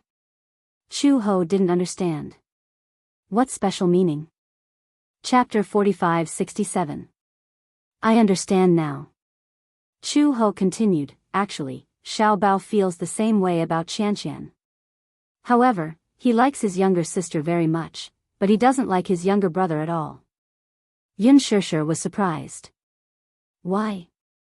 "Maybe it's because the same sex attracts and the opposite sex repels." That was a perfect answer. Yun Shishir couldn't stop laughing. The atmosphere in the ward was joyous and harmonious. It had been a few days and the ward had been gloomy. Now that Xiao Yichen was back, the cheerful atmosphere finally returned. When Xiao Yichen returned to the ward, he was still on the same bed. Although he couldn't leave the hospital for the time being, at least everything was stable after he was vaccinated. Although the public was still in a state of panic about the spread of the flu, they were still optimistic about the vaccine that was released this time. The atmosphere in the hospital was no longer lifeless. All the patients had new expectations for their lives. Soon, Xiao Bao came back with the good news that he could leave the quarantine zone. On the day that Xiao Bao left the quarantine zone, he was in good condition. Although he was in the first batch to receive the vaccine, he came out 2 days later than Xiao Yichen. The doctor confirmed it again and again, and Chu Ho also asked about it. Overall, Xiao Bao's condition was good and stable, but it was slightly worse than expected. As long as he was given more nutrition, there would be no problem. When Xiao Bao came out of the quarantine zone, Xiao Yichen had almost recovered. Ever since he left the quarantine zone and returned to the ward, Yun Shishir was full of energy. Every day, she would eat fish soup and bones to nourish Xiao Yichen's body. She couldn't wait to quickly recover in 3 to 5 days. Xiao Yichen regained a lot of energy after eating so much fish and meat, as well as fruits and vegetables. Therefore, not long after, he could get out of bed and jump around. Xiao Yichen's physical strength had decreased a lot after he was born with the disease, so he started to exercise after he recovered. He had to do 100 sets of push-ups every day. When Xiao Bao came out of the quarantine zone, he was even sicker than Xiao Yichen. He lay on the bed, unable to move at all. If it weren't for Xiao Yichen, Chu Ho would have been worried sick. However, when he thought about how Xiao Yichen had been like this when he came out and how he was still as lively as ever under Yun Shishir's care, Chu Ho wasn't worried at all. The welcoming ceremony was naturally very grand. When Xiao Bao was pushed into the ward, there were fireworks and a small Corolla made by Yueyao. However, Xiao Bao couldn't do anything other than lie on the bed. Chu Ho walked over to Xiao Bao with heartache and picked him up. Xiao Bao said weakly, "Mom, can you fulfill a wish of mine?" "What wish?" Xiao Bao pouted and tears almost fell from his eyes. "I want to eat ice cream." Everyone was silent. There was a long dead silence. Xiao Yichen was the first to laugh. "Ha ha ha ha ha. Ice cream." Xiao Bao's first goal after coming out of the quarantine zone was to eat ice cream. Chu Ho didn't know whether to laugh or cry. Xiao Bao cried out pitifully, "In the quarantine zone, no one let me eat ice cream. I haven't eaten ice cream in a long time." Chapter 45-68. Chu Ho did not know whether to laugh or cry. She could not bear to see him like this. However, given Xiao Bao's current condition, he could not eat ice cream. Hence, she had no choice but to coax him. Okay. You can eat ice cream after you've completely recovered, okay?" Xiao Bao did not give up. "I want to eat it. I want to eat it. I've been holding it in for a long time. I feel like I'd rather die without ice cream." When Yu heard this, she mocked, "Impressive, Xiao Bao. You actually know how to use idioms. Looks like my training of you wasn't in vain." "Humph." Xiao Bao ignored Yu. Xiao Yichen said, "Let him eat it. I think he can't wait to go back to the quarantine zone." Xiao Bao was instantly terrified. What does eating ice cream have to do with going back to the quarantine zone? The doctor didn't let you eat ice cream because if you eat it, it's cold and sweet. If your cough recurs and you develop pneumonia, you'll have to go back. Ha ha ha. Xiao Yichen said, "Eat it, eat it. Do you want me to buy it for you?" Yun Shishir reminded him weakly, "Xiao Yichen, you can't leave the ward yet. Then Mommy will buy it for him." Xiao Bao suddenly snorted in a fit of pique. "Forget it. I'm not eating it." Everyone smiled knowingly. Xiao Bao was probably the most cowardly and afraid of death among this group of children. There was no use in making threats and promises. If they told him directly that eating ice cream would worsen his condition, it would mean that he would have to be on countless drips and injections, and that would be enough to scare him. Xiao Bao raised his hand to show Chu Ho the dense needle marks and the residual needles on his hand. He sought comfort. "Mommy, look at my hand." After being on the drip for a long time, both his arms were slightly swollen. Due to the long period of infusion, the needle in his left hand was almost gone, so he switched to his right hand. If his right hand wasn't enough, he switched to his forehead and instep. In short, Xiao Bao felt that when he drank water, water would seep out from these densely packed needle holes. Xiao Yichen disagreed. Tsk. How delicate. I get more injections every day than you do." "What did I say?" Xiao Bao glanced at Xiao Yichen with a gloomy expression. "Who wants to be compared to you? You're not human. What kind of normal child would play with a gun? What kind of normal child would practice handstands in the ward when he was so ill?" Mom, I'm telling you, Xiao Yichen is a pervert. For a period of time, he did handstands in the ward every day. At that time, Xiao Bao was already paralyzed on the bed, and it was difficult for him to get up. Suffering from the flu and lying down for a long time, she was basically lifeless. Xiao Yichen explained, at that time, I felt weak all over, so I thought that I should exercise. Otherwise, I wouldn't be able to get out of bed. Yun Shishir was speechless. The doctor and nurse had already told her about this. Xiao Yichen thought that his muscle weakness was caused by being bedridden for a long time. Therefore, he forced himself to do handstands and push-ups.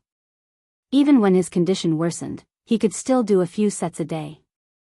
What was even more perverse was that his appetite was not bad. It was so good that it made one's hair stand on end. It was because he ate too much that he vomited after eating, and his stomach almost burned out. Actually, the muscle weakness was caused by the long period of infusion. In addition, he didn't have enough nutrition, so he couldn't eat and drink too much. He could only eat in moderation. Chapter 45-69. Every time the nurse saw him, the latter would be stunned. Yun Shishir even suspected that his good health had been damaged because of him. Today is a day worth celebrating. Chu Ho had always been serious. Now that Xiao Bao was finally released from prison, she smiled happily. Today is the day that the two little guys are reborn. No matter what, it would be great if we could have a good drink tonight. Yun Shishir's eyes lit up when she heard that. That's a really good suggestion. Mu Yaja said, it would be even better if there was red wine. Chu Ho shook her head. It's such a hot day. Why don't we drink beer? It'll relieve the heat and we won't get drunk easily. Yun Shishir seemed to have figured something out. In that case, Chu He's alcohol tolerance doesn't seem to be very good. Chu Ho retorted, better than you. Yun Shishir suddenly turned her head and said to Mu Yaja, let's have a good drink tonight. Okay? It's rare to be so happy. After such a long period of worrying, Yun Shishir felt uneasy day and night and found it hard to close her eyes. Now, she could finally breathe a sigh of relief. Her desire to drink was so strong. Mu Yaja heard that and patted her head helplessly. I know. Let's have a drink.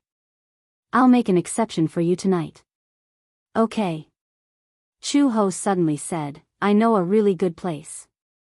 At night, it's quiet and the wind is comfortable. Also, no one will disturb you. Yun Shishir reminded him, you can't leave the hospital. It's in the hospital. Where?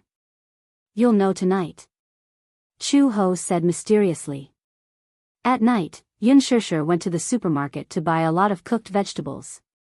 They were the kind that had been processed and could be eaten directly. Although they weren't exquisite and were relatively cheap, most office workers who didn't have time to cook would go to the supermarket to buy cooked vegetables. The taste was definitely not top-notch, but it was still not bad. After buying cooked vegetables, a case of beer, peanuts, and kimchi, the group of people entered the hospital under the cover of the big meal. Chu Ho led a group of people to the balcony of the hospital. It turned out that the perfect place she was talking about was the hospital's balcony.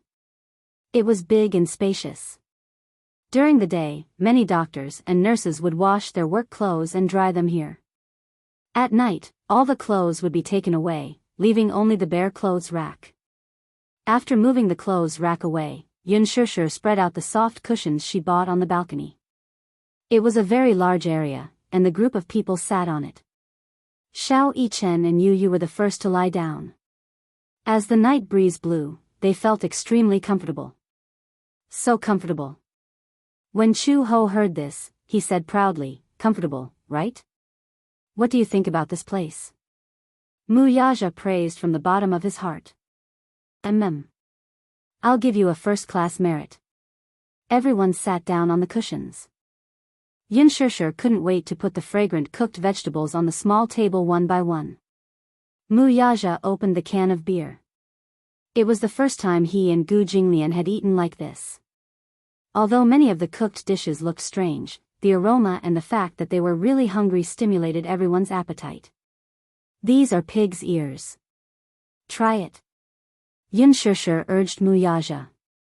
Muyaja picked up one with his chopsticks and put it in his mouth. It was very chewy. It was fragrant and crispy. It was surprisingly delicious.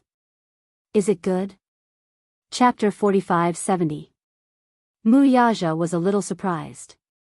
He did not expect these cooked dishes, which cost more than 10 yuan per serving, to be so delicious. Perhaps it was because he was in a good mood as he sat on the balcony with the night breeze blowing. After all, Xiao Yichen had come back from the gates of hell, so he had put all his worries aside. He felt that the burden on his shoulders had suddenly been lifted.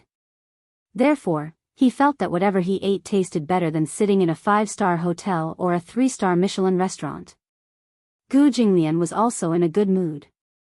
Although he usually despised Xiao Bao to death, Gu Jinglian often had nightmares when Xiao Bao was sick. He often comforted himself that Xiao Bao was lucky and would not be defeated by a mere influenza. However, Xiao Yichen's critical illness had also frightened him. Perhaps one would only know how to cherish something when faced with loss. Ever since Xiao Bao returned to the ward, Gu Jinglian's attitude towards him had become especially gentle. It was to the extent that Xiao Bao was a little uncomfortable. Sure enough, he was used to being abused. Being treated so gently all of a sudden made him uncomfortable all over. He missed the old Gu Jinglian who used to be so rough with him. Chu Ho thought to himself, this father and son pair, one is a sadist and the other is a masochist. Come. Yun Shusher held a bottle of beer and raised it high. Let's celebrate the glorious return of Xiao Yichen and Xiao Bao. When everyone heard this, they laughed and raised the bottles of beer in their hands. Cheers! Cheers! Ding! 5 or 6 bottles of beer clinked together. Everyone was in a good mood and finished the beer in one gulp. Xiao Yichen watched as Yun Shusher gulped down the entire bottle of beer. He also felt a little hungry. He tugged at her sleeve and said, Mommy. I want to drink beer too. Children are not allowed to drink. Chu Ho had just taken a sip when he suddenly realized what was going on. He exclaimed, what kind of beer is this? Yun Shusher raised her eyebrows and said, I bought it casually. The beer should be the same. This beer has a strong aftertaste. Chu He took a closer look at the logo and was left speechless. Wusu beer? On the label, the words, Wusu, were especially eye-catching. Yun Shusher was a little startled. What's wrong? Wusu beer. I think this beer is quite expensive, so it should be delicious. Cough. This is Wusu Wusu. Wusu? Yu was shocked. Killer Wusu? Wusu Wusu Wusu, it could not. How could a supermarket sold Wusu Chu? He held her forehead and explained, turn the bottle upside down. Wusu, in other words, NN, in Wusu. Wusu you of Wusu, Wusu, then NNNN, what's wrong? Is there something wrong? Some people jokingly say that the English words on the label are the abbreviation for, kill you all. Pfft, Muyaja understood. This means that the aftertaste of this beer is very strong. For people who are not used to drinking it, the aftertaste is quite strong. Chu Ho thought to herself. No wonder the taste was so familiar. She had drunk a bottle when she was at work and the aftertaste was unusually strong. She did not feel anything at first, but when she was full and stood up, she felt a lack of oxygen in her brain. Then, she felt as if she was walking on air. This beer actually doesn't taste that good. It's so expensive, Gu Jinglian complained. Chapter 45-71. Weird taste. Gu Jinglian mocked. Chu Ho didn't know whether to laugh or cry. Why? You're not used to it, so you won't allow others to say that it's good? Gu Jinglian said, it tastes so bad. Yun Shusher put her hands on her hips and said, I was the one who bought the beer. He dares to say that it doesn't taste good. Ha ha ha. Yu and Xiao Yichen looked at each other and laughed knowingly. Beside them, Yueyao took advantage of Yun Shusher's carelessness and secretly took a sip of the beer. She frowned when she tasted the beer. Wow. It tastes terrible. Xiao Yichen quickly snatched the beer back from Yueyao and said angrily, "You've learned how to drink secretly. You little rascal. I thought it would taste good, but it turns out to be so terrible." Yueyao frowned in disdain. Everyone was amused by her and burst into laughter again. Yun Shishir hugged the beer bottle and looked up at the night sky. The moon was full. The happiest thing in life was a family reunion. She gently rested her head on Mu Yaja's shoulder and sighed comfortably. East Africa. At the hospital.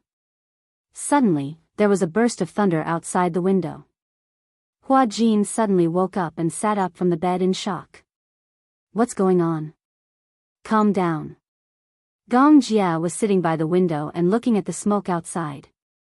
They're fighting again. They're fighting again? Yeah. Hasn't the war already stopped? Gong Jia smiled mysteriously. The war stopped because the military had run out of ammunition and food. With the intervention of the international organizations, there's no more ammunition. Since there's no war preparation, why are they fighting now? Because, Gong Jia said meaningfully, Hurricane gave them enough ammunition. Hua Jin was stunned. Gong Jia had stayed in the hospital for so long without making a move. He had asked everyone to wait carefully because he was waiting for this. He took advantage of this period of time and ordered Hurricane to provide all the ammunition to the war maniacs at the relay station in East Africa.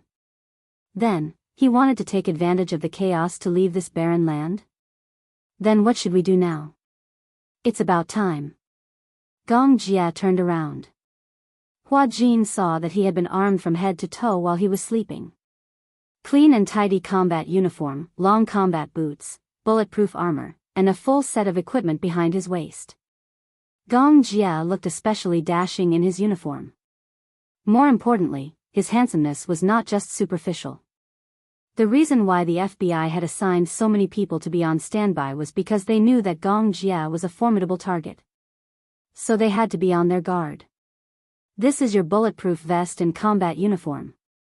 Also, you just need to carry these two guns with you when you follow me. One was a rifle and the other was a pistol. Hua Jin was not proficient in firearms. These two guns were only for self-defense. Hua Jin braced himself and equipped himself with both guns. He asked with some concern, "Will I be a burden to you?" Gong Jia glanced at him coldly. "Of course you will." Gong Jia said unhappily, "I told you to stay in Hurricane but you didn't. So you came all the way to East Africa just to be a burden to me?" "Of course not." Hua Jin held the rifle and frowned. "I'm worried about me?" "Yeah." Chapter 45-72. I'm not as weak as you think. "But," Hua Jin said seriously, "Alice looked very nervous, so I thought you were in danger." "She's not wrong. If I were to be arrested by the FBI and sent to the military court, it would be troublesome. But how could I let those idiots arrest me so easily?" Alice was confused because she was concerned about him. "All right." Hua Jin raised both his hands in surrender. "Just take it that I'm causing trouble for you." Gong Jia looked at him deeply and suddenly walked in front of him. He stretched out his hand, held the back of his neck, and gently rested his head on his chest. "I'm very happy that you're here." Hua Jin listened to his powerful heartbeat and his uneasy mood calmed down a little. "Gong Jia, have you really decided?" You've decided to be with me." Hua Jin was still a little doubtful. Why did you decide to be with me?" "I don't know. When it comes to relationships, no one can be sure. I was wondering why my sister would like a guy like Mu Yaja." After a pause, Gong Jia closed his eyes. "But now, I'm relieved. Whether it's liking or being moved, it's usually a matter of a single thought." A single thought, Hua Jin couldn't help but smile. Is this what love at first sight means? Gong Jia pursed his lips. "Is it? I only know that I really hated you when I first saw you." Hua Jin, hated? Hua Jin was doubtful. "Why do you hate me? Why do you have to monopolize my sister?" Gong Jia frowned slightly. My sister belongs to me alone. Why should she have a younger brother like you? Oh, Hua Jin replied. It's like this. At that time, I had a very special feeling for Shishir. At first, I thought that I must have fallen in love with her to have such a special feeling. Later on, I realized that the kind of warmth she gave me was the kind of warmth that belonged to a family. Perhaps it was because I didn't have any concept of family since I was young, so being with her gave me a sense of belonging. Plus, she's a little older than me. Upon hearing this, Gong Jia's usually cold eyes instantly softened. From now on, wherever I am, it will be your home. When Hua Jin heard this, he was deeply moved. All right, it's settled then. The two of them looked at each other. At this moment, Alice's voice suddenly came through the radio. Little Jia, it's time to act. Gong Jia put on his headset and replied expressionlessly, gather at the port in half an hour. Yes. Be careful. After Gong Jia finished speaking, he turned to Hua Jin and said, you follow me. Don't act on your own, understand? Do you need me to shoot? No need. Then these two guns, when I'm down, it'll be time for you to protect me. Do you understand? Hua Jin nodded. Gong Jia walked to the window, pulled open the curtains, and counted down in his heart. 5, 4, 3, 2, 1, boom. There was a loud explosion. The artillery shell blasted a huge crater 300 meters away from the hospital. A row of houses were on fire. Originally, there was a shelter for refugees near the hospital. Now, all the refugees had gathered at the hospital, and it had become a wasteland. In the hospital, someone screamed hysterically, air raid. It's an air raid. Chapter 45-73. The air raid alarm went off instantly. Outside the corridor, doctors and nurses were rushing around. Quick! Everyone gather and take refuge in the hospital's air raid shelter. There's an air raid. Everyone, pay attention. This hospital usually accepted the wounded from the war. Originally, in the war-torn zone, there was a shortage of resources and medical equipment. They could only treat some external injuries. Refugees who were infected with the plague were not accepted by the hospital. Most of the patients were either missing an arm or a leg. With the help of the nurses, they struggled to run to the underground air raid shelter. Gong Jia grabbed Hua Jin's hand and broke through the door. As soon as he broke through the door, Hua Jin saw the long corridor full of injured people. The corridor was packed with people. There are so many people. Follow me. Gong Jia pulled Hua Jin and stuck close to the wall. They avoided the panicking injured people and finally arrived at the staircase. Unlike those who were using crutches or supporting the injured with broken arms, they had all 4 limbs and were able to move freely. They went down to the first floor in no time. Gong Jia saw the FBI agents guarding the entrance at a glance. All of them had blonde hair and blue eyes. They were particularly eye-catching in the crowd of dark-skinned people. Gong Jia and Hua Jin, on the other hand, were conspicuous.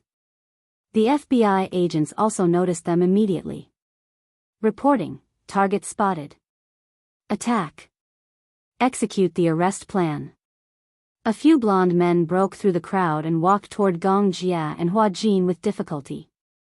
Gong Jia turned around and glanced at the floor-to-ceiling window in the corridor. He pushed Hua Jin away a little.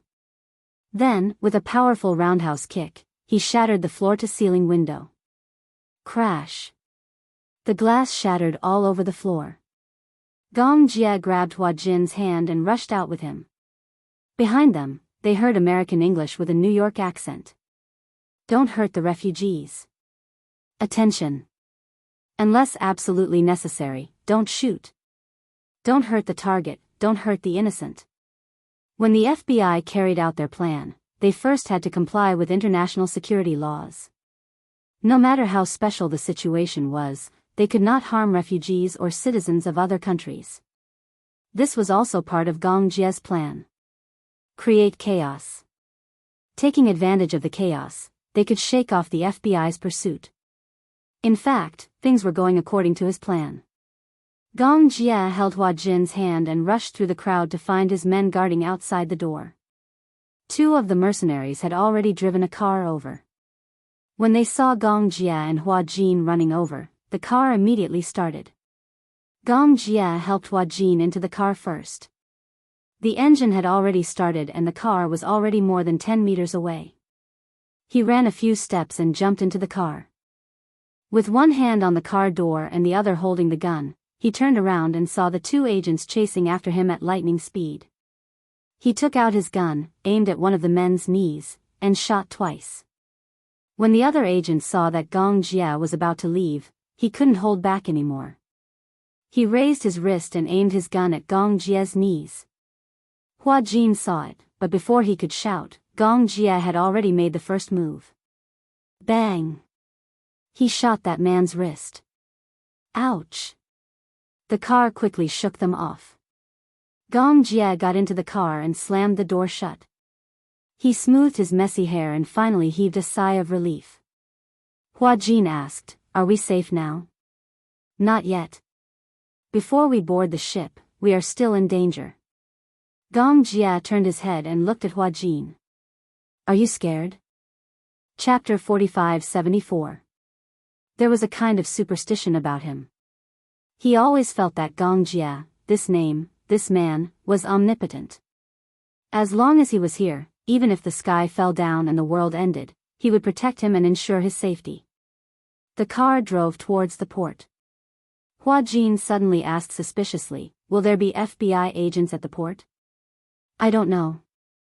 Gong Jia looked at the back of the car through the window and did not see anyone chasing after them. Now that there's a riot, those American guys should be panicking. After Gong Jia said that, Hua Jin still did not let down his guard. Until the car reached the port, everything was unbelievably smooth. Alice was already waiting at the port.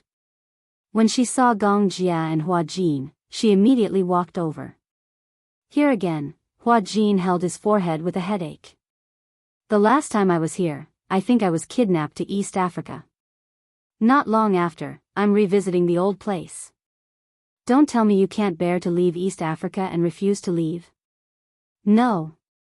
Hua Jin immediately showed a frightened expression. "I can't wait to put on my wings and leave this place." "Alright, cut the crap. Hurry up and get on the boat." Alice kicked Hua Jin's back and chased him onto the boat. Feeling aggrieved, Hua Jin turned around and glared at her resentfully.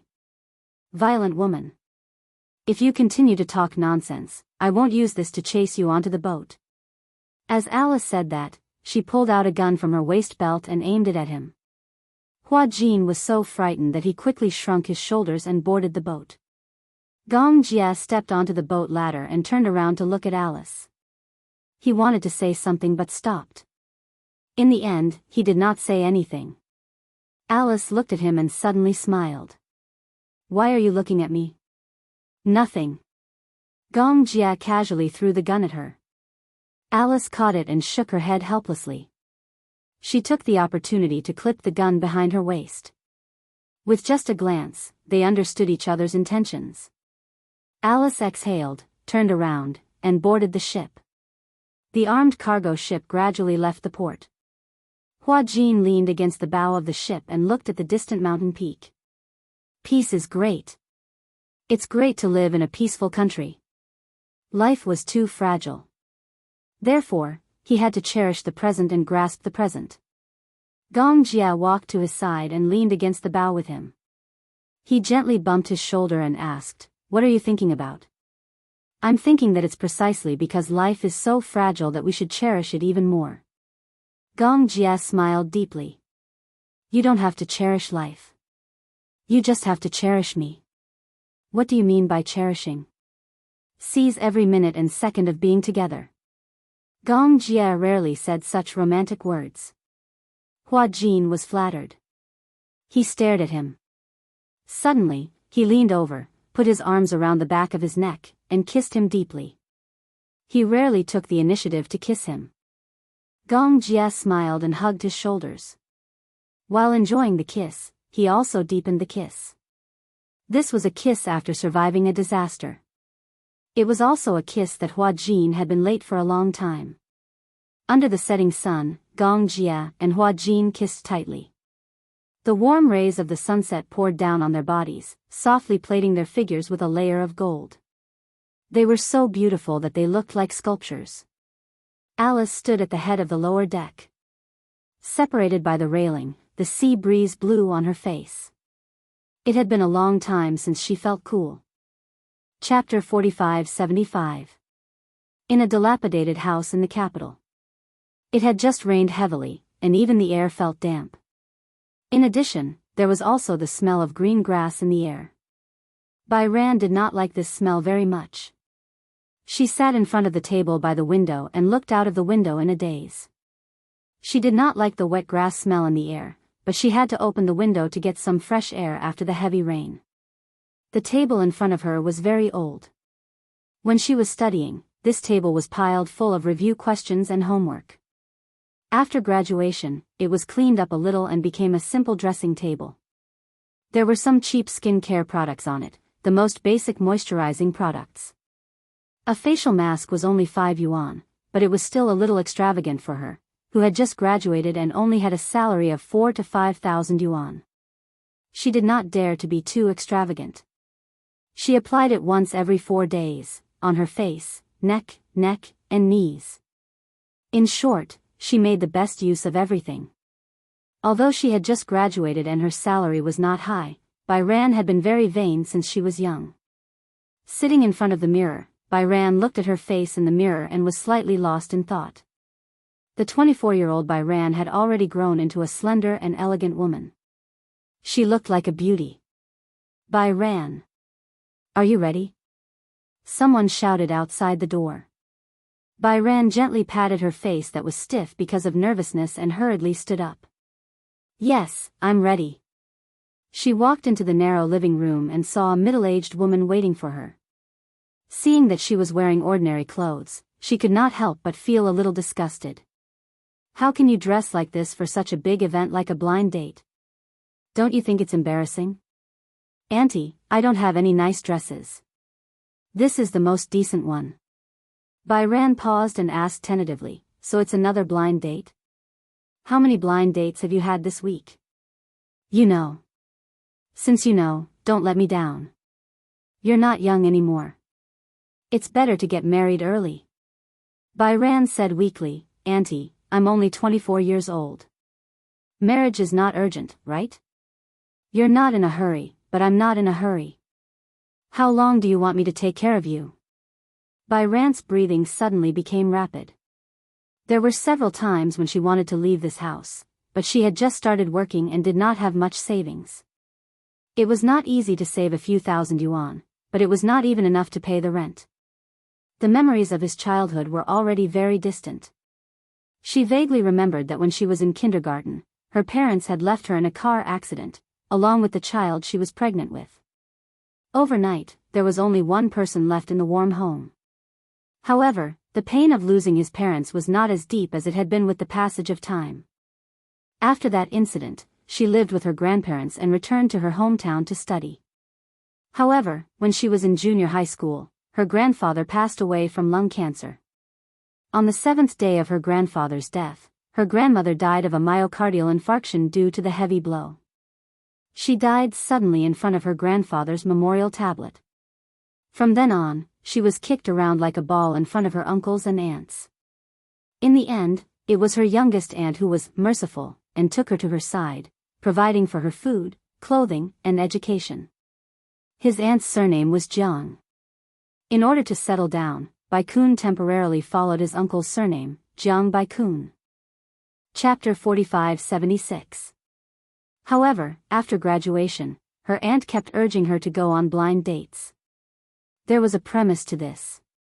Her aunt had a son, but he was not proficient in his studies and did not even pass high school.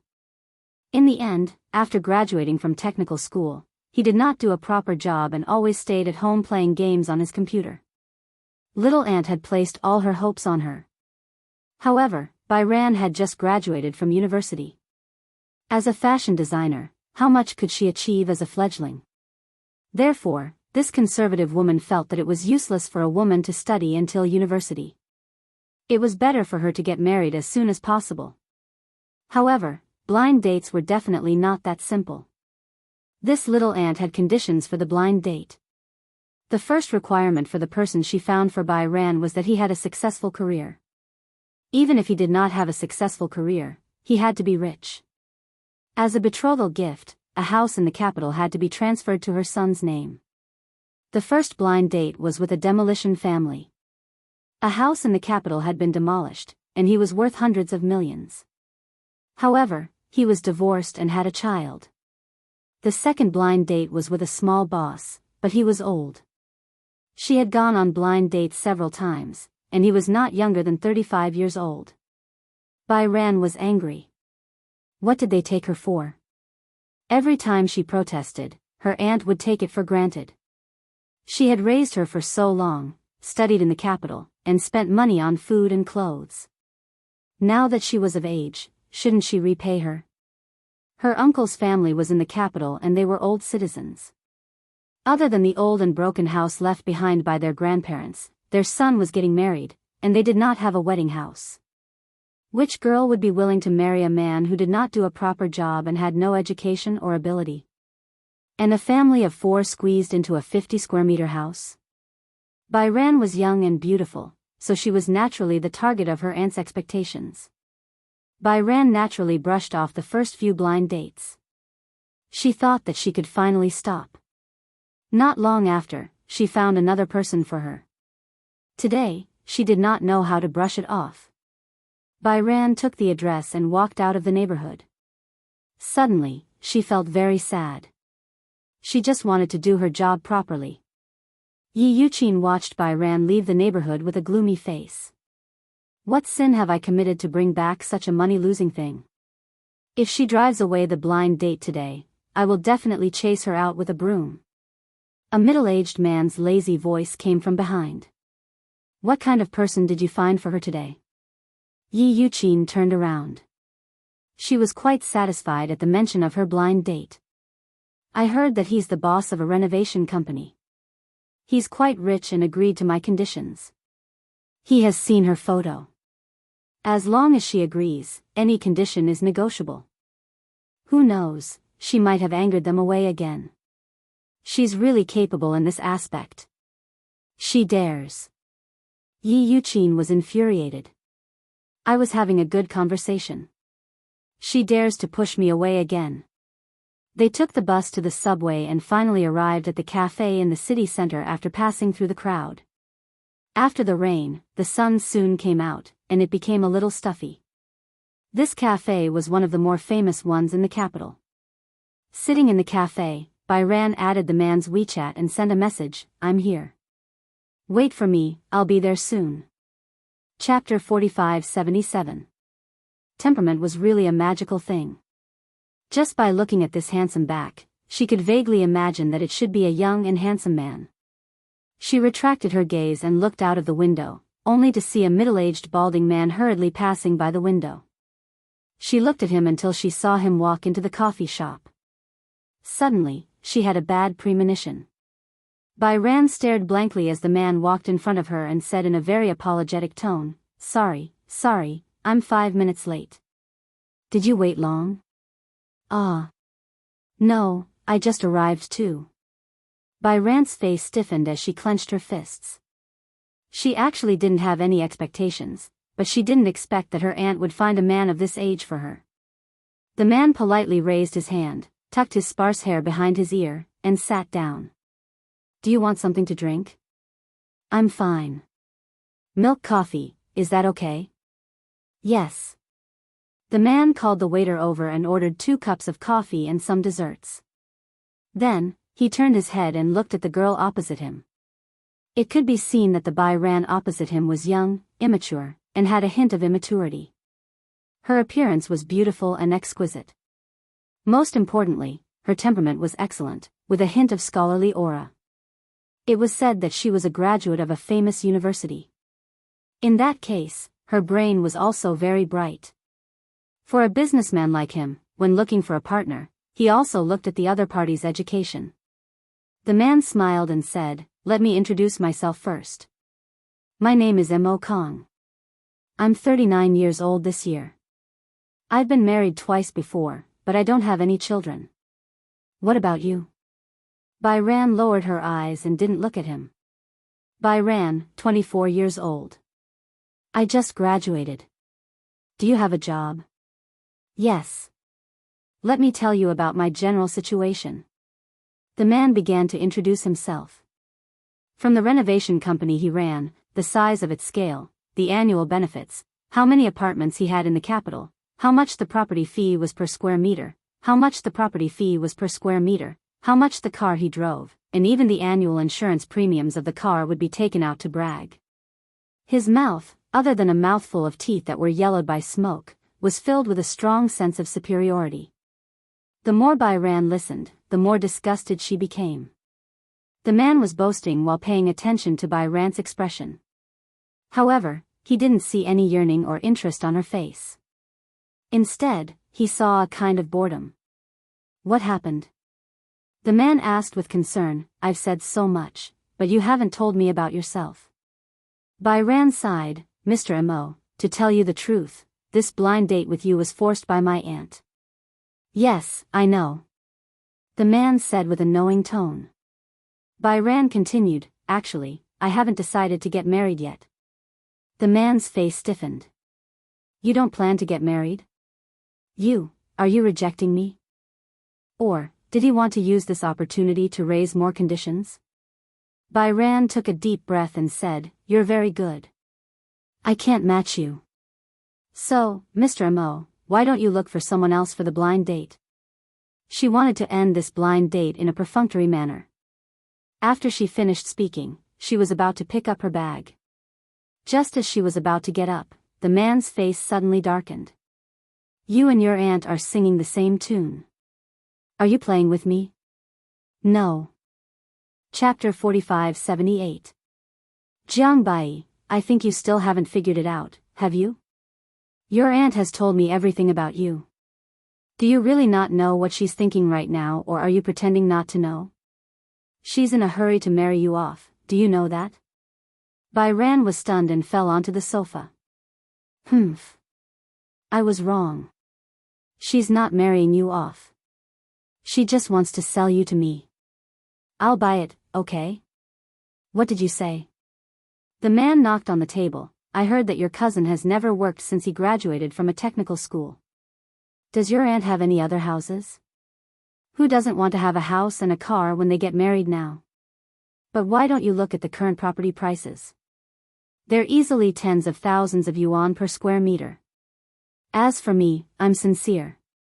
If you're willing to marry me, then as a betrothal gift, I'll give your aunt a house. This is also your aunt's request. As for you, follow me. As long as you give birth to a fat boy for me in the future, you can enjoy life with me. Bai Ran's face turned ashen. She thought that Yi Yuqin would despise her, but she didn't think that she was being sold. Was this a blind date? Was this human trafficking? A house in exchange for a wife? How could she make such an outrageous request? If it weren't for the fact that you're young, beautiful, highly educated, and have never had a boyfriend in school, with your conditions, a house of more than 10 million yuan? That's too flattering of you. The man paused for a moment, then said, I heard that you've been on a blind date a few times, and they've all been angered back by you. Your aunt has some complaints about this. It's not that I want to criticize you, but you're too willful. Your parents died early, and your aunt worked hard to raise you. Don't you know how to be grateful? Besides, am I not good enough? We definitely won't treat you shabbily for your food and clothing. Bai Ran was so angry that her entire body froze. Bai Ran, don't think too highly of yourself. You know very well what your background is. I'm with you, you're the one who made a fortune. Before he could finish, Bai Ran said, Scram. What? Scram. Bai Ran stood up and threw her bag at him. I told you to scram. Did you hear me? The man was infuriated by her attitude. He originally wanted to scold her, but when he looked around and saw that there were so many people watching, he suddenly felt embarrassed. He spat and left without looking back. Tycoon slumped down powerlessly. She wanted to hold it in, but more and more criticism came from around her. Finally, she couldn't hold back the humiliation in her heart and sobbed. Woo woo woo woo, the people around her kept looking at her. A blind date? What kind of parent is this? She actually found such a man for her daughter.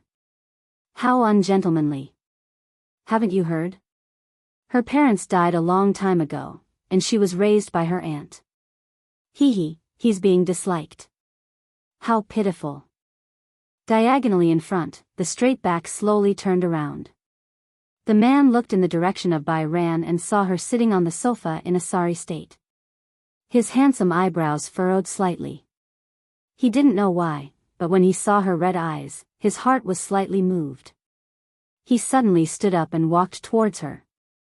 Byhouse stooped and gritted his teeth. He was crying silently when a handkerchief was handed to him. Chapter 45-79.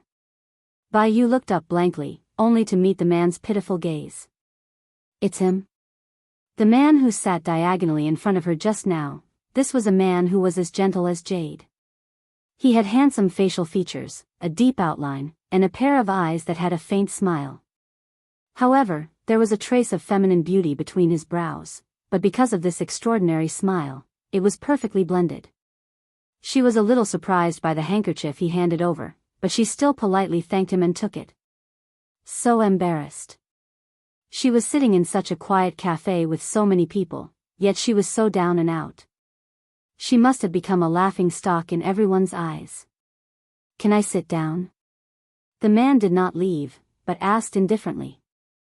Bai did not refuse and nodded lightly. Sit down. The man sat down in front of her. At this moment, Bai's phone suddenly rang. Bai picked up the phone and saw that it was an unknown number. Just as she picked it up, the man's fierce voice came from the other side. Jiang Bai, you made me lose face today. In the future, I won't let you have an easy time. I think you shouldn't go back. Your aunt said that if the blind date didn't work out tonight, she'll definitely chase you out with a broom. With that, the man angrily hung up the phone. Bai put down the phone with a cold expression, but looked at the man opposite her with a slightly shocked expression. She pursed her lips, feeling even more embarrassed. Your name is Bai? The man suddenly asked. Bai was a little surprised and finally looked at her seriously. She was a little surprised by the man's surprised tone. We have met before? Oh, nothing. The man slightly curled his lips and smiled. The waiter came over and served the coffee. Bai asked, Are you waiting for someone? The man looked out of the window. Same as you. Same. Bai was in disbelief. Do you know why I came to the cafe? Blind date, right? The man's handsome face showed a look of understanding. But, it seems like you were forced. Bai's tears gradually dried up, but she was still very depressed.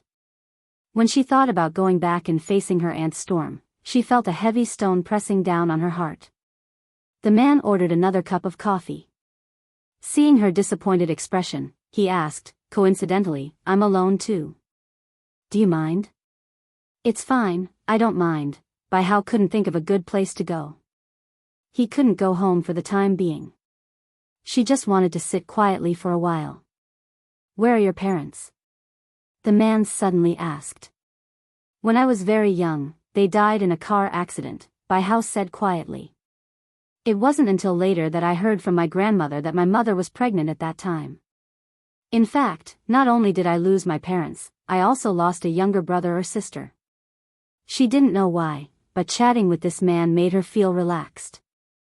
Therefore, with this topic, it was as if she was pouring out her grievances to him. She poured out all the oppression and pain that she had endured since she was young. Chapter 45-80. The man listened silently, like a loyal listener. Byran said sadly, I know it wasn't easy for her to raise me since I was young, but did she never have any selfish thoughts about me? My cousin couldn't study well, so she placed all her hopes on me. I also promised her that no matter what happened in the future, I would take care of her until she died. But I just graduated not long ago, and my job is just the beginning. How can I have great achievements after graduating? My aunt probably finally lost her patience and is anxious to marry me off. That's fine, but she actually asked for such an outrageous condition. She was wondering why her blind date partner was getting older and had a worse attitude each time. If it wasn't for today, she really wouldn't know that she was being ruthlessly schemed against by her aunt. The man suddenly asked, "What do you think about marriage?" Byron gently rubbed the handle of the coffee. Actually, I've never had any illusions about marriage. My future husband doesn't need to be too rich, nor does he need to have a wealthy identity. Even if he rents a house, it's fine as long as he gives me a home and doesn't let me wander around. The man was puzzled. But didn't your aunt ask your future husband to buy her a house? I won't compromise on this matter. Bai tried to restrain himself. Since she raised me up, I won't argue with her about anything. But if she wants to use my marriage to exchange for this house, I'll definitely not do it. The man raised his eyebrows slightly, and his jade-like face suddenly raised a touch of probing. Then, what do you think of me? Byron looked up in confusion. The man stared at her eyes seriously and said word by word, "Let's get married. Are you willing?" Byron widened her eyes slightly, and her breathing stopped slightly. Creak, the rusty iron door was pushed open, and Byron's weak voice could be heard. "I'm back." Returning home from the crowded subway station during the evening rush hour, she was already exhausted. Yi Yuqin walked out of the kitchen wearing an apron. She rubbed her hands on the apron and looked expectant. How was the blind date this time? Bai Hao didn't answer. Instead, he wore a lukewarm expression. "Auntie, where did you keep the household register?" "Household register?"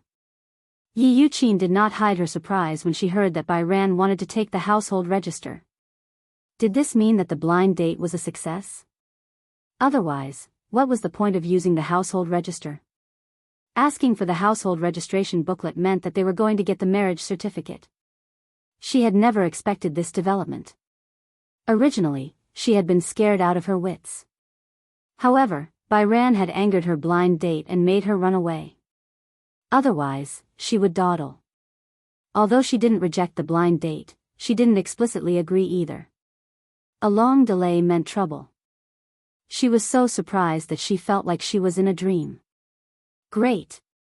This is great. Is this a success? Yi Yuqin's greedy expression appeared on her face. Bai Hao nodded gently. He could see the ambition in her eyes more clearly. All right, just you wait. I'll get it for you. Yi Yuqin hurriedly rummaged through the drawers and took out the household register. She carefully handed it to Byron. Are you going to get your marriage certificate now? The Civil Affairs Bureau is closed now. Byron said, let's go get the marriage certificate tomorrow. This is too sudden. Chapter 4581. At this time, Yi Yuqin started to be hypocritical. My daughter is about to get married. As her aunt, I can't bear to part with her. But I can't keep you by my side all the time. A grown girl can't be kept at home. Since this matter was settled, she had to ask about the house some other day. Yi Yuqin asked indirectly, since you've decided to get married, why don't you bring him home to meet you? Do you want to meet him? Of course. Then we'll have to wait until tomorrow. Byron said, it's too late today. He has something to do. That's true. This big boss of a renovation company must be very busy. Tomorrow, I'll prepare a table of good wine and dishes. Then, you can call him home and have a meal together. You're getting married, so you have to meet his parents. We've treated you like your biological parents for so many years. In the future, we'll be the ones to send you off to get married. Yi Yuqin's enthusiasm made her even more disappointed. Okay. She answered hastily and went back to her room. The next day, Byron woke up very early. When she woke up, she received a text message from that man. Remember to wear a white shirt and put on light makeup. She did not have time to contact the man. Yesterday, the man had mentioned the marriage to her too suddenly. When the man introduced himself, she was not in the mood to listen carefully, so she did not even remember his name. If she asked again, she would feel embarrassed. The reason why she agreed to marry him on a whim was that Byran was getting more and more exhausted by the marriage that her aunt had arranged for her. She had a little interest in revenge and a little bit of anger. Moreover, she had a good impression of this man. Hence, the lightning marriage was completed in one go.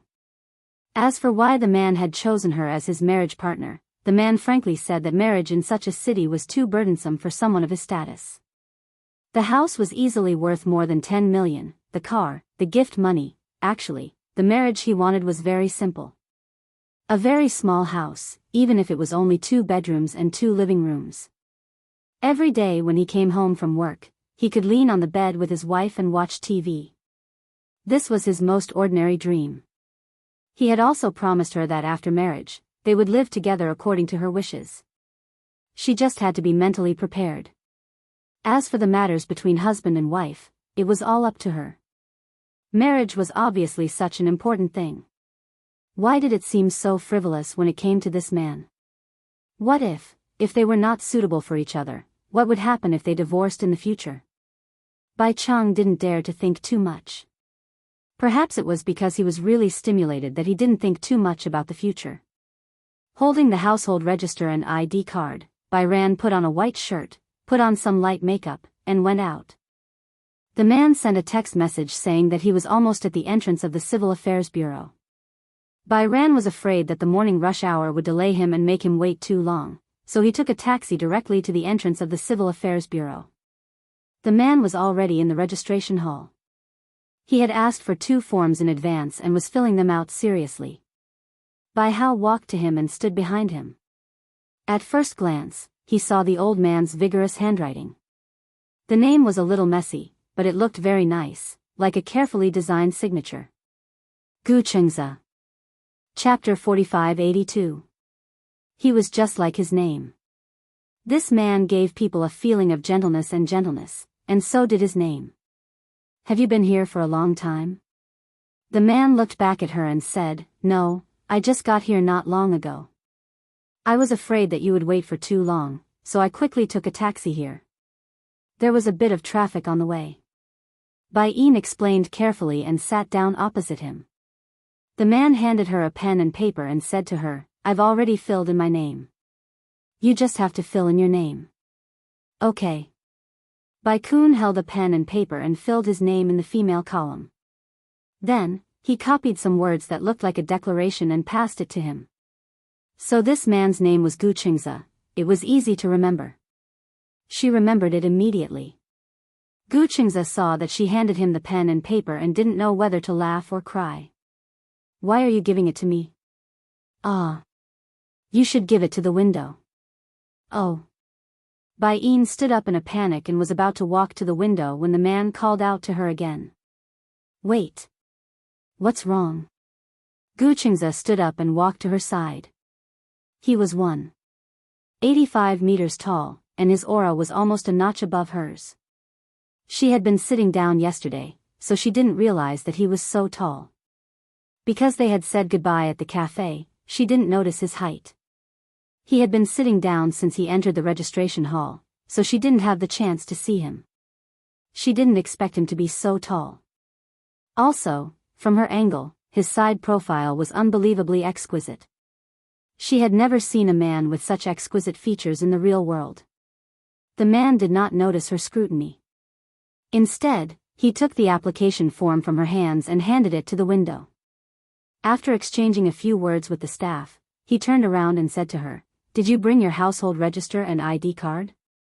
Yes, Bai Yin gave him all the documents and asked, I also brought the cost of the production. It's fine. How can I let my wife pay for this? The man said as he took out his wallet. However, the word wife made Bai Yin lower her head shyly. She didn't know where to look. Suddenly, she realized that it seemed unnecessary to keep questioning her choice on the way here. This man seemed to be a good marriage partner. All along, they had been dating before getting married. After dating for so long, once they got married, it was very easy for their marriage to go wrong and fall into crisis. Then, a marriage without any understanding must be even more dangerous, right? She didn't know anything about this man. Although she had never been in a relationship before, he gave her an unprecedented sense of security. Most importantly, if she got married, it would mean that she would have her own little family in the future. She didn't know if this feeling was reliable or not. All right. The man suddenly interrupted her thoughts and said to her, "Let's go take some photos." Bai Chang came back to his senses and nodded. He took back his ID card and household register and walked to a room with the man. The photographer stood behind the camera and directed the two of them to sit in front of the red background. The man deliberately wore a white shirt, which was similar to her style. The snow-white shirt made his skin clean and delicate, and his temperament was refined. Chapter 45-83. Both of you should sit closer together. Smile, woman, you should smile too. Today is a big day, don't be so stiff. Be more natural. Yes, yes. Your smile is too stiff. The man is holding the woman's shoulder. Gu Qingze raised his hand and gently put it on Bai Ran's shoulder. Bai Hao tried hard to ease his tense mood. Finally, he showed a natural smile. Okay. That's it. Hold it for 3 seconds. 3, 2, 1. Snap. The cameraman took a few photos and put down the camera. He walked over and congratulated Gu Qingze and Bai Ran. Congratulations to the two newlyweds. After the photo shoot, Bai Ran and Gu Qingze walked out of the room and sat on a long bench, waiting for the certificate to be completed. There was a long silence between the two of them. Gu Qingze, on the other hand, was silently looking out the window. She didn't know if he was from the military, but his posture was as straight as a pine tree.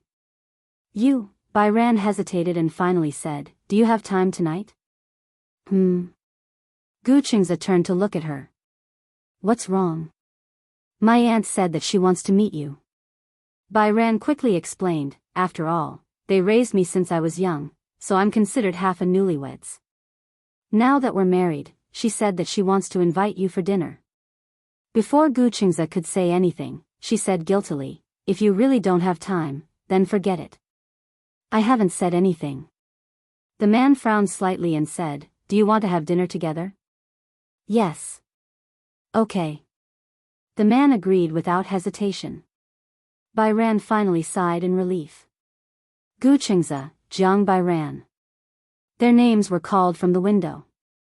Gu Qingze stood up, and Bai Ran hurriedly got up as well. They followed him to the window, and the staff handed them 2 brand new marriage certificates. Congratulations to the two newlyweds. A handsome man and a beautiful woman, what a match. Gu Qingze took the marriage certificate and handed the other one to her. When Bai Ran received the marriage certificate, she felt like she was floating. It felt so surreal. When she flipped to the next page, her name, date of birth, age, and the photo of the two of them sitting in front of a red background, she was really married. She had married a man she had known for less than a day. No wedding, no garland, no diamond ring, she had married herself off so carelessly. For a moment, Tycoon didn't know if his choice was right or wrong. Gu Qingze looked at her stunned face and still felt that it was a pity. It was too rushed, and I didn't have time to prepare a diamond ring. However, it won't be too late to prepare for the wedding. Wedding? Bai Hao looked up in surprise. Our wedding? What is it? Gu Qingze raised his eyebrows. Don't you want to hold a wedding? How could he not want to hold one? Like every girl, a wedding was the most important ceremony in her life. He was looking forward to this ceremony, but at the same time, he was filled with fantasy. He wondered what her wedding ceremony would be like. Bai Yu chuckled. There's no rush for the wedding. Most importantly, first. They would first get to know each other and cultivate feelings for each other. The wedding would be a matter of course. Chapter 45-84. At noon, Gu Qingze and Bai Ran went to a restaurant for lunch. It was a simple Chinese meal, but the restaurant Gu Qingze chose was in the most inconspicuous corner of the street. It was not far from the marriage registration office, but the food was delicious. Gu Qingze parked his car in the underground parking lot. He drove a Volkswagen. She had seen many Volkswagens, but it was the first time she saw this model. The letters, Phaeton, were printed on the back. In this city, people who drove Volkswagens were salaried workers and the rich. This man seemed to come from an ordinary family. This car looked very ordinary, but once inside, the luxurious interior made by Kuhn a little dumbfounded. The control panel seemed to be made of mahogany. Was it modified? Where are we going? To buy gifts. Gifts? Yeah. Gu Qingze drove the car to the shopping center. To Bai Ran, they were her uncle and aunt, but to Gu Qingze, they were his parents-in-law. It was his first time visiting his parents-in-law, so he naturally had to bring some gifts. Gu Qingze went to the shopping center and bought a pearl necklace for Yi Yuqin.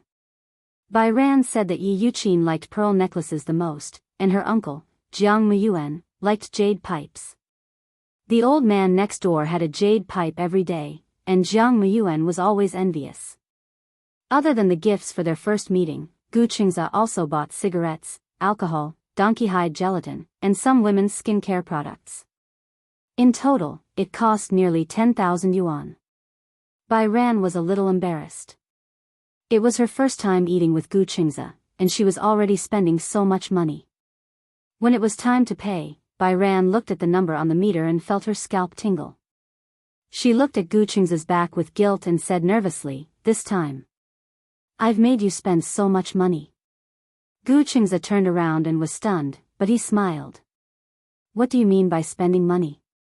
"It's my first time meeting my parents-in-law, so I have to be polite." Bai Ran was secretly touched by his thoughtfulness and courtesy. She wondered if her aunt would be satisfied with him when he returned home. Would she let her go?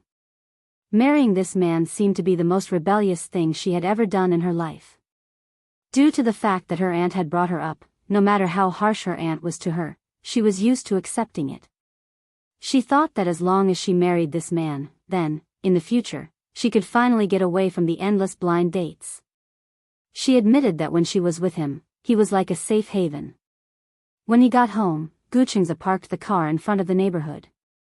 When he got out of the car, he looked at the shabby neighborhood that was obviously built in the last century and was slightly surprised.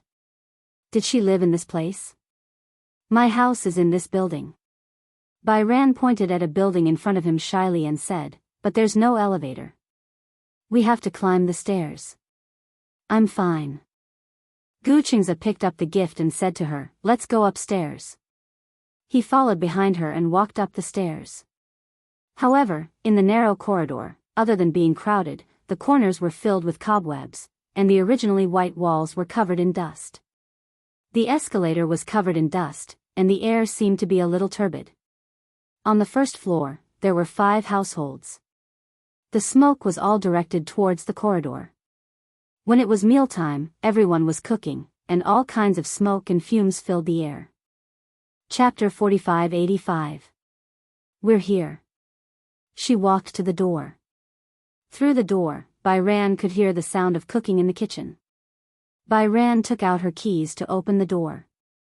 Hearing the sound of the door opening, Yi Yuqin walked out of the kitchen. When she saw Bai Ran, she quickly asked, where is he? Bai Ran turned around. At that moment, Gu Qingze stepped through the door. He was so tall that he had to lower his head slightly to enter the door. It felt like he would hit the door frame. His tall height made the whole house seem even shorter. However, when Yi Yuqin saw his incomparably handsome face, her entire body froze. The man in front of her was a little too young. Also, he seemed different from the person in the photo. The owner of the renovation company in the photo was bald and old. What about the man in front of her?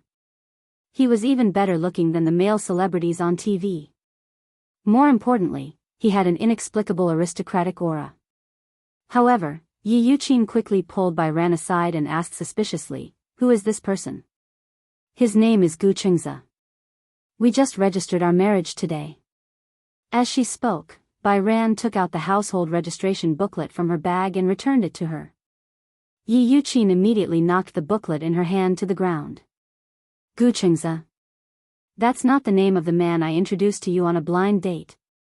Bai Ren explained, that man didn't like me, so, how is that possible? Yi Yuqin didn't believe it. He saw your photo and was very satisfied with you. He couldn't stop praising you.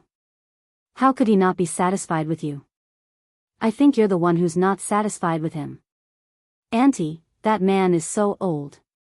It's fine if you set me up on a blind date, but why do you always find me this kind of man? Bai Ran also vented her dissatisfaction.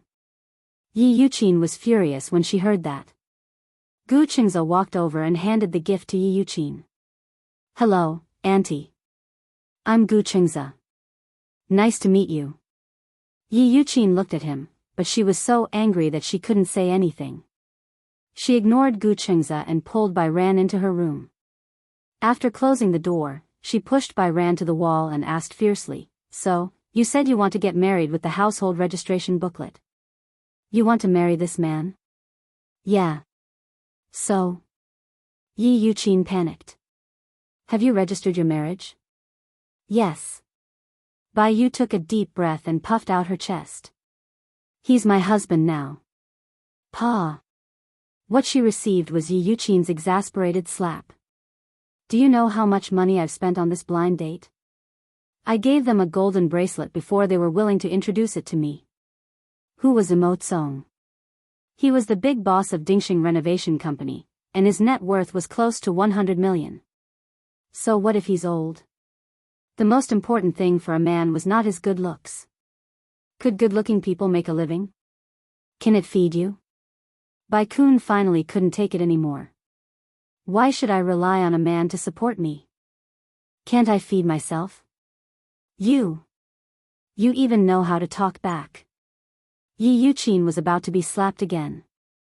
This time, Bai Ran didn't give in. Instead, he forcefully grabbed her wrist. Chapter 4586. Bai Ran's words were like pearls. So you raised me just to eat my flesh.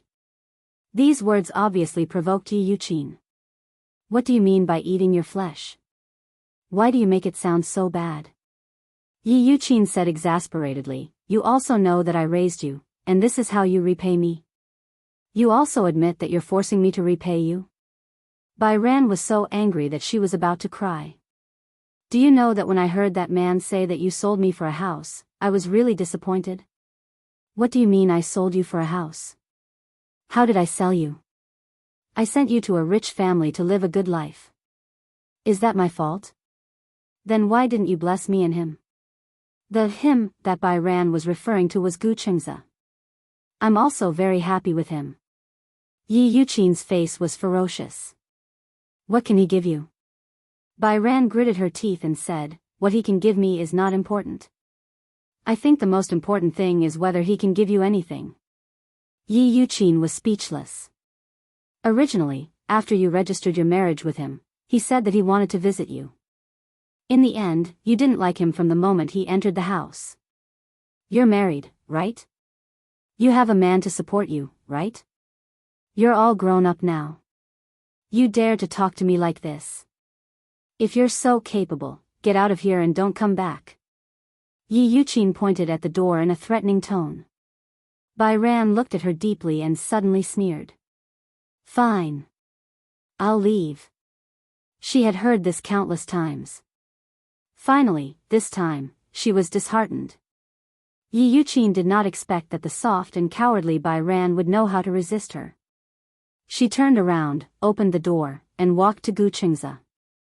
Gu Qingze's expression did not look good. Because he heard the argument between Bai Ran and Yi Yuqin. Seeing Bai Ran walk out, he walked over worriedly and blurted out, Bai Ran looked at him in surprise. Gu Qingze immediately asked, Are you okay? Bai Ran ignored the surprise in her heart and shook her head. I'm fine. She bent down and picked up the gifts that Gu Qingze had bought for her uncle and aunt. She said to him, Let's go. Gu Qingze understood what she meant. He reached out to hold her hand and walked towards the door. Yi Yuqin was so angry that she couldn't swallow her pride. She walked to the door, looked at their backs, and said fiercely, "If you want to chase them away, don't come back if you have the guts." Bai Yan walked away without looking back. Yi Yuqin was almost angered to death by her decisiveness, but she couldn't bring herself to ask her to stay, so she could only stare helplessly. The car shuttled through the traffic in the city center. Bai Hao sat in the car, silently looking at the street outside the window. Gu Qingze circled the park again and again. Suddenly, he asked, "Where are we going?" "Let's find a hotel." "Hotel?" Gu Qingze didn't know whether to laugh or cry. "Why are we going to a hotel?" With him around, why did she have to go to the hotel? Bai Ran explained, "With my aunt's condition, she won't be able to return home for a while." Idiot. The car suddenly stopped at a crossroad. Gu Qingze turned around and looked at her seriously. "Now, we're already married. Whether it's from a legal or other perspective, your home is where I am. That place is no longer your home." Chapter 4587.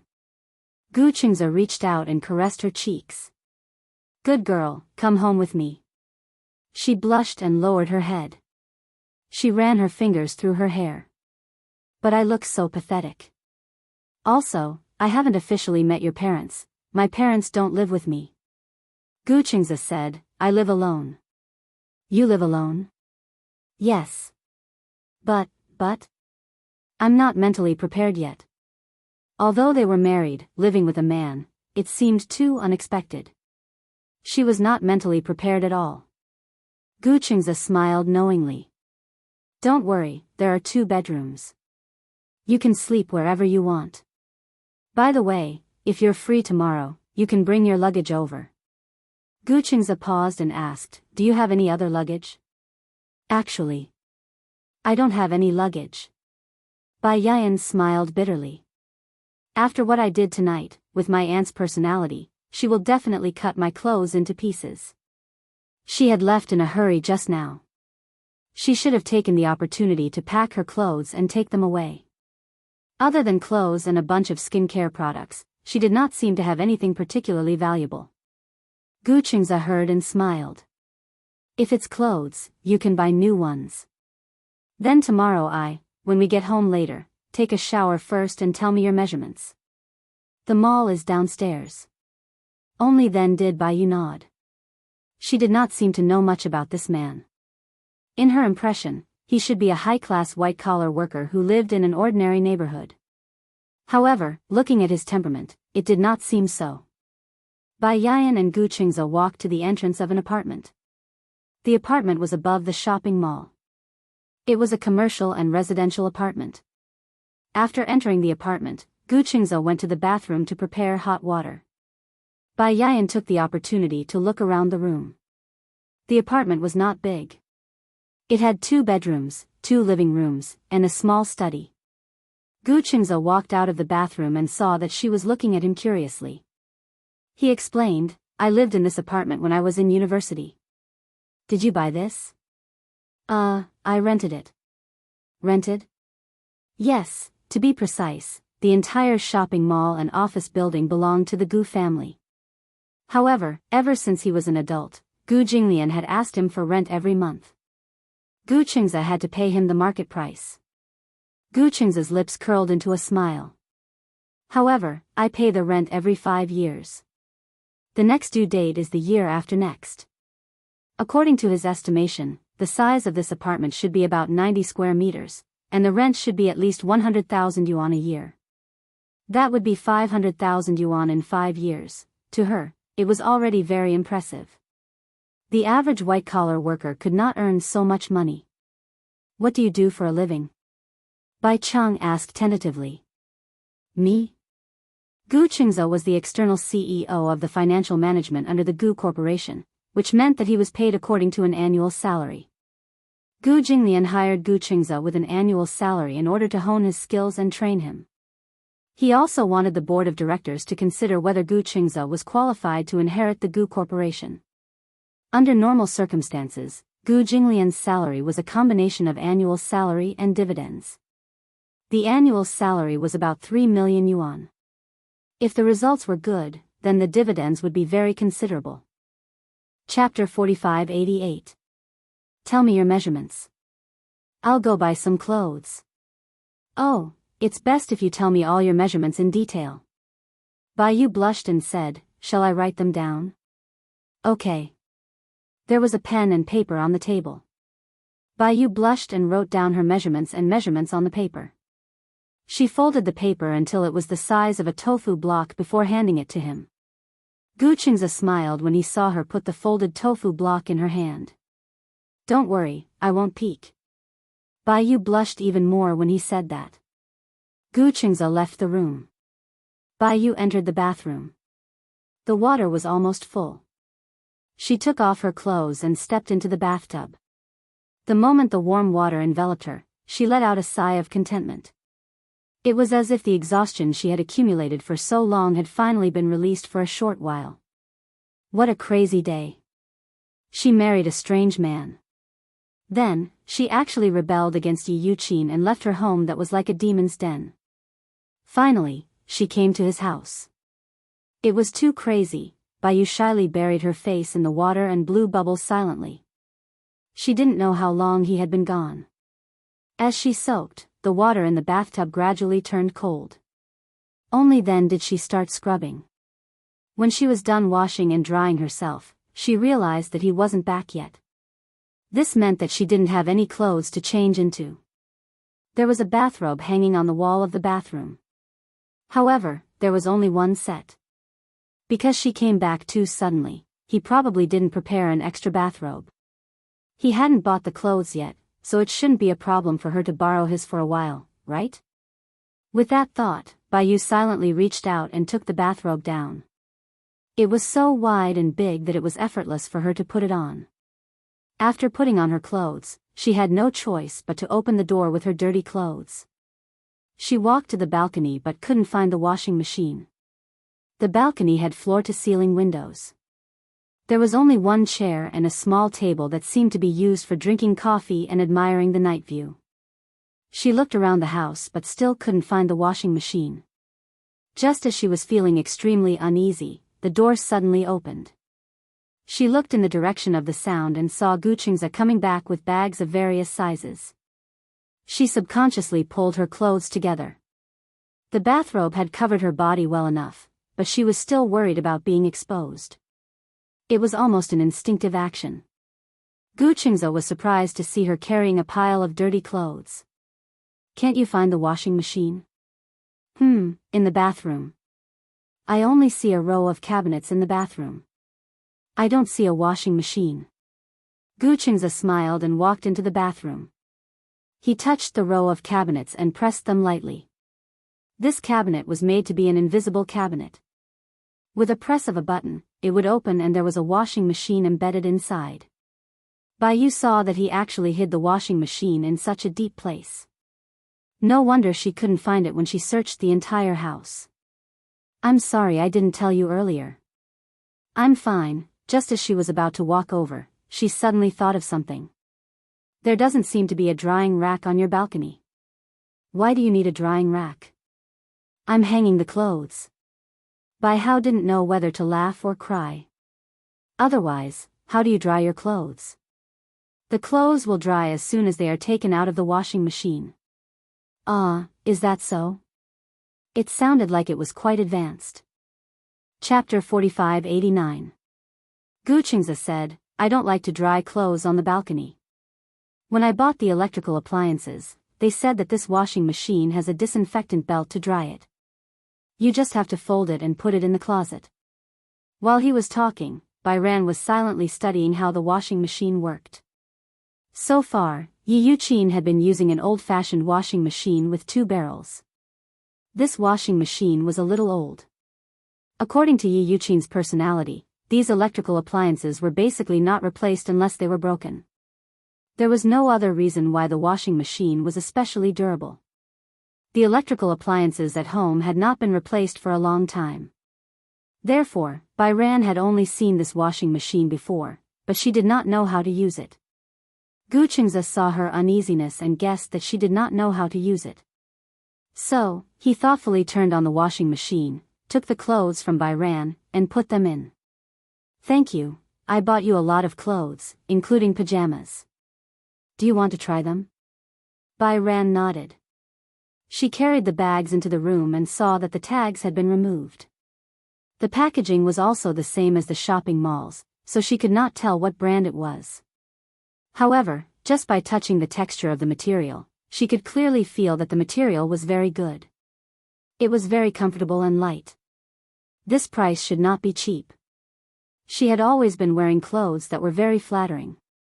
There were many street shops near the market where she used to live. The clothes sold were at least 10 yuan and at most 100 yuan. It was very affordable. The clothes that Yi Yuqin bought for her were all bought from here. Yi Yuqin was very particular. The clothes she bought for herself were more than 200 yuan, but the clothes she bought for her were at most 100 yuan. Actually, Byran understood. After all, the Jiang family was not rich. It was good enough that she did not wear other people's leftovers. She felt that Yi Yuqin had adopted her out of love and responsibility. However, slowly, the responsibility became heavier. After all, it was not as simple as having an extra pair of chopsticks to feed another family. One had to know that besides studying, food and clothing, one more person would also be a big burden for a family. After Byran started working, the situation improved. Yi Yuqin no longer gave her money. She even scrimped and saved to subsidize the family. Even so, Yi Yuqin was always in high spirits to go on blind dates for her. Forget it. Don't think about these things anymore. Bai Hao didn't want to recall these things. He picked up a random piece of clothing and looked at it. He was a little surprised. She originally thought that this man probably had a straight man's aesthetic, and the clothes he bought wouldn't be very nice. At most, they would be decent. However, the clothes he bought were all quite nice. She was holding an A-line dress in her hand. Slowly, she looked like a young lady.